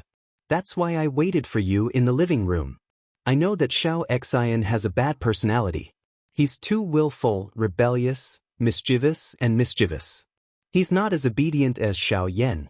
He treated Teacher Wu like that today, so I'm worried that Teacher Wu will be biased against him, Zhou Hailan said gently. Then what do you think we should do? Gu Lingqing looked at Zhou Hailan and asked. It's like this. Xiao Xian hates Teacher Wu so much because he's afraid that Teacher Wu will replace me, so he's very resistant. If the tutor is chosen by Xiao Xian, I think he won't hate it so much, Zhou Hailan suggested. Let Xiao Xian find a tutor that he's satisfied with. It needs to be a full-time tutor that you're satisfied with. That way, he'll be more obedient, Gu Lingqing agreed immediately. Really? Zhou Hailan was excited. You think so too? I'll pay for the tutor. He'll be more obedient when he lives with you in the future. After all, he listens to you more, Gu Lingqing said in a low voice. Zhou Hailan's smile disappeared. What do you mean? Gu Lingqing looked deeply at Zhou Hailan. When you were in poor health, you entrusted Xiao Xian to me. I thought about sending someone to take care of you and your son. Xiao Yan happened to be alone. I was worried that he would be lonely, so I took Xiao Xian with me. But after I took him over, I realized that Xiao Xian's heart isn't with me. Since that's the case, I should respect Xiao Xian's decision and let him follow you. In the future, you can find someone you can trust to take care of you. I'll pay for it. Zhou Hailan's eyes dimmed. He said anxiously, You brought Xiao Xian back because you thought Xiao Yan would be lonely? Is Xiao Xian just a playmate of Bai Ye's son in your heart? I don't need to explain to others what Xiao Xian is to me. If that's what you think, I can't do anything about it. In fact, Xiao Xian only wants to be with you and only listens to you. Gu Lingqing's eyes turned cold. Zhou Hailan was annoyed when he didn't hear the answer he wanted. Gu Lingqing, wake up. You only care about Bai Ye, but Bai Ye must be dead. If Bai Ye isn't dead, why didn't she come back? I really don't know what you're thinking. Xiao Xian is your flesh and blood. How do you treat him? Do you have feelings for him or are you heartless? How do you think I treat Xiao Xian? Do you think that I don't treat Xiao Xian well? Then take Xiao Xian away, Gu Lingqing said coldly. If you were sincere to Xiao Xian, you wouldn't have driven him away so easily. Zhou Hailan was agitated. He clenched his fists and complained. Am I the one who drove him away? His heart is with you. He runs away from home to be with you. He only listens to you when he's with me. If that's the case, I should fulfill his wish. Gu Lingqing frowned and made up his mind. Zhou Hailan saw his determination. Then ask him what he wants. Will you give him whatever he wants? If he wants to stay, he must listen to me. If he wants to go with you, I'll pay for the nanny or tutor you hire. That's it. It's too late. We'll talk about it tomorrow. After Gu Lingqing finished speaking, he returned to his room and closed the door. He was in a bad mood and threw his suit jacket on the sofa. Everyone told him that Bai Ye was dead. Instantly, he was in a bad mood. He took the red wine from the wine cabinet, opened it, and gulped it down like drinking water. Wu Yan came out of the bathroom. She peeled the egg and lay on the bed, rolling on the bruises. Although she was injured, she felt warm when she thought of Gu Yan's cute and handsome face. She felt that the pain was worth it. The warm egg on the skin of the waist also felt very warm, as if the waist did not feel any pain. After she was done, she lay on the bed. She missed Gu Yan, and the corner of her mouth turned up. She must take a lot of pictures of Gu Yen on Sunday and put them in her phone to reminisce. Her phone rang. She picked it up.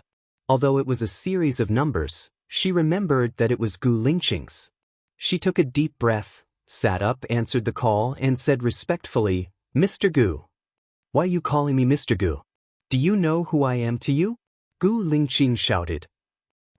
Wu Nian did not understand what he said. There was a strange feeling in her heart. "I said you're dead. You're dead. You're not dead, right? You're still alive and well. You'll come back to me, right?" Gu Lingqing asked two questions, right? Wu Nian could tell that he was a little tongue-tied. His current state was not his usual state. He should be drunk. "Speak. Speak. Don't be silent," Gu Lingqing ordered. "Mr. Gu, it's very late now. Your children should be asleep. You'll wake them up if you speak so loudly," Wu Nian said softly. "I'm outside. They can't hear me. They can't hear me." The second half of Gu Lingqing's sentence was very soft, as if he was falling asleep. Wu Nian asked worriedly, "Where are you now? Have you forgotten? You told me not to let Gu Yen be alone with Zhou Hailan. Miss Zhou is staying at your place now." The more Wu Nian thought about it, the more worried he became. He got up from the bed, grabbed his bag, and rushed out. "He." Gu Lingqing laughed foolishly. There was pain in his laughter. "Since you care about Gu Yen so much, you should come and see him in person. Haven't you always wanted to find Gu Yen? Gu Yen is our child. Come back. Come back alive to see him. Xiaoya, I miss you so much. Come back. Every time Gu Lingqing called Xiaoya, Wu Nian felt sad. "Mr. Gu, you've got the wrong person. I'm not Bai Ya." "Where you now?" Wu Nian entered the elevator. Gu Lingqing paused and did not say anything. Wu Nian was anxious. "Where?" There was no sound from Gu Lingqing's side. Wu Nian suspected that Gu Lingqing had fallen asleep. She became even more anxious. Ding. The elevator reached the first floor. Wu Nian rushed out from the elevator. Then he braked and turned back.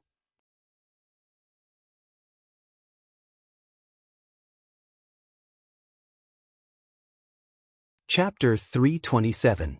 Su Jiaran felt someone's gaze on him. He raised his head and saw a chubby figure running outside. He wasn't interested in those who were chubby or slightly chubby. Wu Nian got on a taxi, gave the driver the address of Gu Lingqing's house, and called Lu Shuang. "Cool girl, you haven't slept yet, right?" "Nope, Xiao Bao is still playing with a gun. I'm so dizzy he won't let go after playing with it. I just remembered a joke. Little girls play with dolls, little boys play with guns. When they grow up, it's the other way round." Lu Shuang laughed to himself after saying that. Wu Nian understood the meaning of the joke, but she wasn't in the mood to chat with Lu Shuang. "Cool girl, can you help me locate a phone's current address?" "Should be able to. I'll ask Shenyan. Send me the phone number," Lu Shuang said straightforwardly. "Thank you, cool girl," Wu Nian said, feeling touched. "There's no need to thank me between us." Lu Shuang hung up the phone. Wu Nian sent the phone number over. The phone rang again. Wu Nian saw it was Gu Lingqing's number, so she quickly picked it up and complained, "Where are you? You stopped talking halfway." Gu Lingqing still didn't say anything. Wu Nian's heart was like an ant on a hot pan. "Are you Gu Lingqing? If not, please talk to me." There was no reply from Gu Lingqing's side. Wu Nian raised the decibel. "If you do this again, I'll be angry. Is it fun to play with people in the middle of the night?" "I am." Gu Lingqing's voice was finally heard. Hearing his voice, Wu Nian felt a little relieved. She sighed. "Where are you?" "I'm already on my way to your house." "I'm at home." Gu Lingqing was silent for a while. He had a strange expression on his face and explained, "I drank a little too much. Sorry." Wu Nian thought of what he said before. She felt sour in her heart again. She took a deep breath. Since he was at home and sounded sober, there was no need for her to go. She thought it was stupid to rush out of the hotel. "Since you're at home, I won't come over. Rest early." Wu Nian hung up the phone and ordered the driver, "Go back to Oasis Hotel." Gu Lingqing twisted the bridge of his nose and slightly lowered his head. Water droplets dripped down from his forehead, along his cold, resolute and handsome face, dripping onto his collarbone. His body was drenched. He thought to himself he was really ridiculously drunk just now. Why would he call Wu Nian to say those words? Was it just because Wu Nian's voice was similar to Xiaoya's that he had a misconception? Fortunately, even though he had taken a cold shower downstairs, his mind was much clearer. He lay down next to Xiao Yan and looked at his pink face. He missed Baya. It had been 2 years. 2 years. Early in the morning, Gu Lingqing was woken up by the ringing of his phone. He turned off the sound and looked at Xiao Yan. The little boy had been awake for a long time. He looked at him with his big eyes. His eyes were like the stars. He did not say a word and was very obedient. Gu Lingqing smiled, kissed Xiao Yan on the forehead and answered the assistant's call. President Fu, I've sent the photos to your email. But I found something strange. Apart from asking the adults, I also asked the children. But the children are avoiding me on purpose. I think someone told them to do so. It's not normal. Zhang Xingyu reported. Are you afraid that the children will talk nonsense? Gu Lingqing was suspicious. But when he thought of Wu Nian's behavior yesterday, he felt that she should be a reliable person. I just caught a child and gave him 100 yuan. He said that Sister Wu Nian is a good person and that they like Sister Wu Nian very much. They don't want Sister Wu Nian to leave and hope that Sister Wu Nian will visit them often. Zhang Xingyu said. What's the problem? Gu Lingqing did not hear the problem. Isn't Wu Nian a teacher here? Why do they call her Sister Wu Nian? Gu Lingqing frowned. He did not think there was a problem. Then why don't you catch another child and ask him? I did and then they caught me. I just ran out. Zhang Xingyu said innocently. Gu Lingqing, then come back. I know what to do. He got up and went to brush his teeth with Gu Yan. When he opened the door, Zhou Hailan and Gu Ruoxin were standing at the door. Dad, I want to live with you. I'll be obedient in the future. Gu Ruoxin took the initiative and said.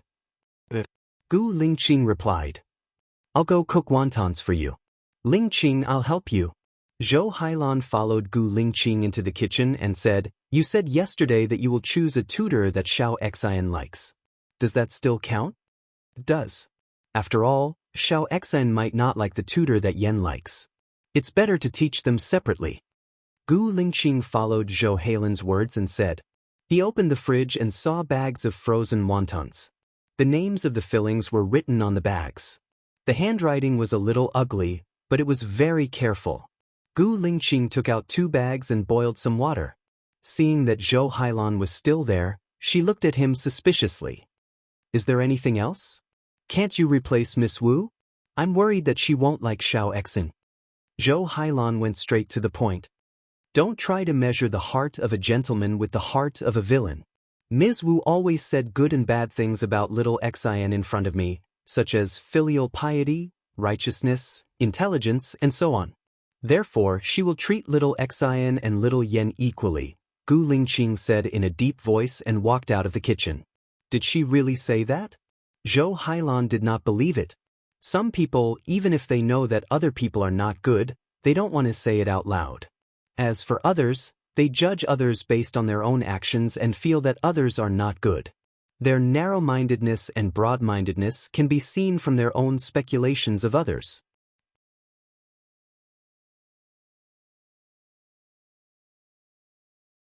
Gu Lingqing spoke frankly. Zhou Hailan's face strangely turned a little red. She lowered her head and said, Maybe I really think too much. I won't have breakfast. I'll go back now. I've troubled you for the whole night. Ask Xiao Xian to stay with you for 2 days. Let him accompany you. Gu Lingqing said casually. What about you and Yen? Where are you going?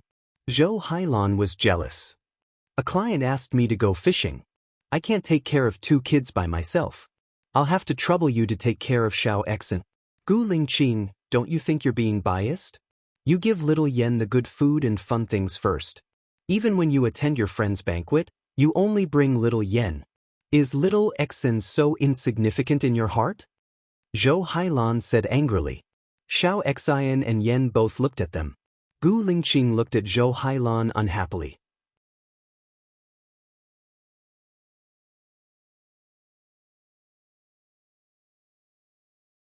Chapter 328. That night, Wu Yan did not sleep well. She finally fell asleep at 4 o'clock and woke up at 7:15. When she woke up, she remembered what Gu Lingqing had said. Since you care about Xiao Yan so much, you should come and see him yourself. Haven't you always wanted to find Xiao Yan? Xiao Yan is our child. Come back alive to see him. Xiaoya, I miss you so much. She closed her eyes. Her heart was very sour, like a surging flood that was about to burst out of the dam. She could not sleep anymore, so she got up, changed into her sportswear, and went for a run in the park behind the hotel. After running 1 lap, 2 laps, her heart suddenly hurt badly. She covered her heart and squatted down to relieve the pain, as if an awl had pierced into her heart. Beauty, are you okay? A familiar voice sounded. Wu Nian looked at the person with a pale face. It was actually Su Jiran. Subconsciously, she did not want to have anything to do with him anymore. Go away, Wu Nian said unhappily. Su Jiran was stunned. He looked at Wu Nian, and a complicated look flashed across his eyes. He carried Wu Nian and said, Your condition is very bad. I'll send you to the hospital first. Wu Nian wanted to push Su Jiran away, but she did not have the strength. She was placed in the car by Su Jiran. Do you have water? Wu Nian asked. Su Jiran took out a bottle of mineral water from the storage box, opened the cap, and handed it to Wu Nian. She gulped down a few mouthfuls, and her breath became smooth. The pain in her heart eased a lot. She looked at Su Jiran and said, My heart doesn't hurt anymore. Thank you for your help. I think I should rest more. Wu Nian was about to get out of the car when Su Jiran blocked her way. I think you should go to the hospital. It doesn't look good. I know my body's condition. It's my choice whether to go to the hospital or not. I'm grateful that you're willing to help me, but forcing me to do something I don't want to do is annoying and disgusting. Move away, Wu Nian said sternly. Su Jiran didn't get angry. Instead, he smiled wickedly. I saved your life. Is this how you treat your benefactor? Baya took out some money from his pocket, chose a 100 yuan note, and stuffed it into the bag behind the chair. Thank you. Su Jiran laughed happily. Pretty lady, leave me your contact number. Wu Nian stared at Su Jiran's devilishly charming face. In terms of appearance, he could indeed make all living things fall head over heels for him. However, she knew Su Jiran's habits too well. Do you have a pen? Wu Nian asked. Su Jiran smirked. He took out a pen from the storage box and handed it to Wu Nian. Write on my palm. Wu Nian held his hand and wrote a series of numbers on his palm. Have you had breakfast? Su Jiran's eyes shone with a strange light as he looked at her and asked. I've eaten. I have something to do later. Wu Nian crawled out from under his arm.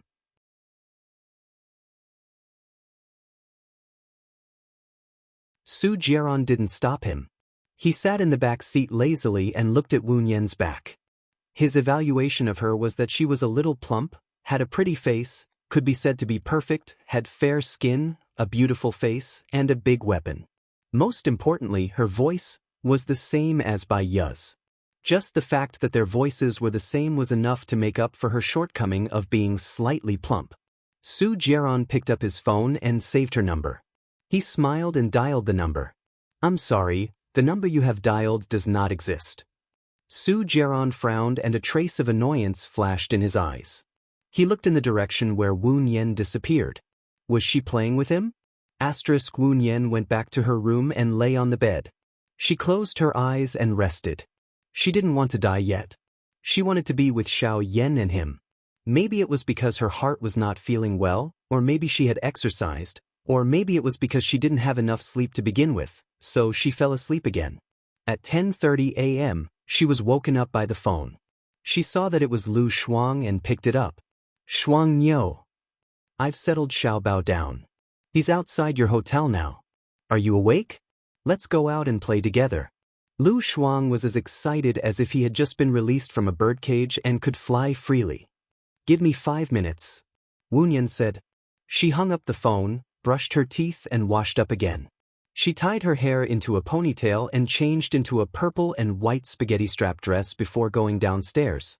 Lu Shuang whistled and waved with a smile. "Beauty, over here." Wu Nian walked toward Lu Shuang and sat in the front passenger seat. She fastened her seatbelt and looked at Lu Shuang.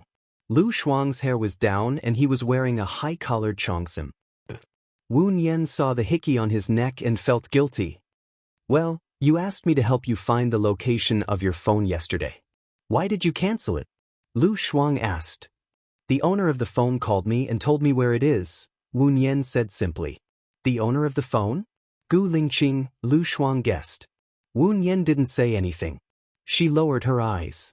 Her long eyelashes left a black silhouette under her eyelids, covering the undercurrent in her eyes. Lu Shuang understood. "You only care so much about his matters. Besides him, there's also you," Wu Nian said with certainty. "I'm sorry. I made you suffer yesterday, right? That beast might have been a monk in his previous life." Lu Shuang said unhappily, "Don't mention him. My waist hurts when I talk about him." "Are you really not going to tell Gu Lingqing?" Wu Nian shook her head. "Don't mention him either. My heart aches. Today is our day. Let's have fun." "Ha! Let me correct you. It's not my waist that hurts. My kidney hurts." "Ha!" Lu Shuang said optimistically. Her laughter infected her. Wu Nian smiled and looked out of the window. "Where are we going?" "A nice paradise.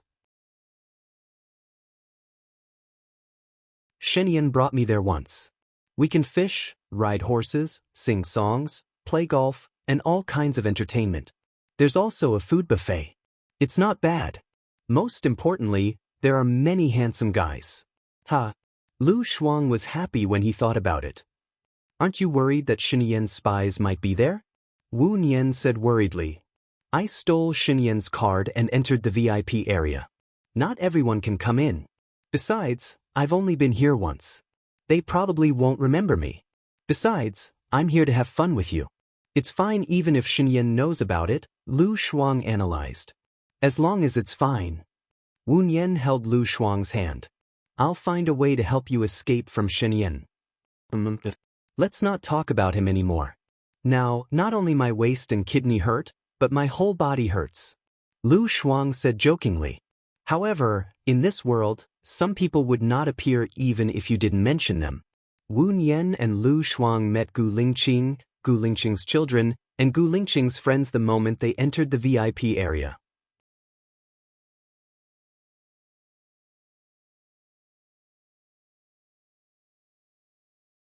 Chapter 329. Wu Nian caught the surprise in Gu Lingqing's eyes. When his eyes moved from Wu Nian's face to Lu Shuang's face, he was even more shocked, and his eyebrows were slightly knitted. Wu Nian felt guilty and lowered his eyes. Lu Shuang twitched the corner of his mouth, covered his mouth, and said to Wu Nian in a low voice, "You and Gu Lingqing are really fated to run into each other. This place has been very popular in the past year. Many rich and powerful people come here to have fun. The chances of running into him on the weekend are very high."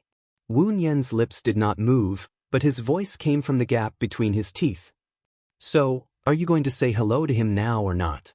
Lu Shuang asked worriedly for Wu Nian. "Those are all his friends. Going to say hello to him is like taking advantage of the heat. I think it's better not to. Let's get something to eat and try to sit as far away from them as possible," Wu Nian said. Seeing that Gu Lingqing was still looking at her, she nodded, pulled Lu Shuang away, and sat in the corner on the far right. "He must be very curious now about how I know you and I came to eat together," Lu Shuang said with a smile. "Just follow our original plan. Calm down, I'll go get something to eat." Wu Nian stood up, went to the steak place, ordered a steak, and stood there waiting. Behind her, a strong masculine aura was approaching. Wu Nian did not need to turn around to know who it was. She straightened her back and tried to calm herself down. Lu Shuang was her only friend, and they would definitely meet again in the future. Sooner or later, Gu Lingqing would know that she and Lu Shuang were friends. However, it was much earlier than she expected. "What a coincidence," Gu Lingqing said in a low voice. Wu Nian turned around and pretended to be surprised. She smiled and greeted respectfully, "Mr. Gu, what a coincidence indeed. The girl who came with you is your friend?" Gu Lingqing asked tentatively.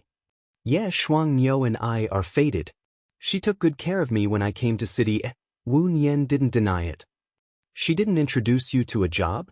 Gu Lingqing looked at Wu Nian suspiciously. "She asked me to be her family's nanny, but I felt that friendship would deteriorate if it became an employer-employee relationship, so I refused." Wu Nian replied. He looked at the chef and deliberately changed the topic. "I want the black pepper flavor, medium well." Yesterday, Gu Lingqing wanted to say something but stopped. "I drank too much. You don't have to take what I said to heart," Gu Lingqing explained. Wu Nian smiled. "You mistook me for someone else yesterday. You called me by ya. I guess that you were drunk and wouldn't take it to heart. It's better to drink less. It's not good for your health." Gu Lingqing answered and put the plate in front of the chef. "Filet mignon, thank you." Both of them stood and waited without saying a word.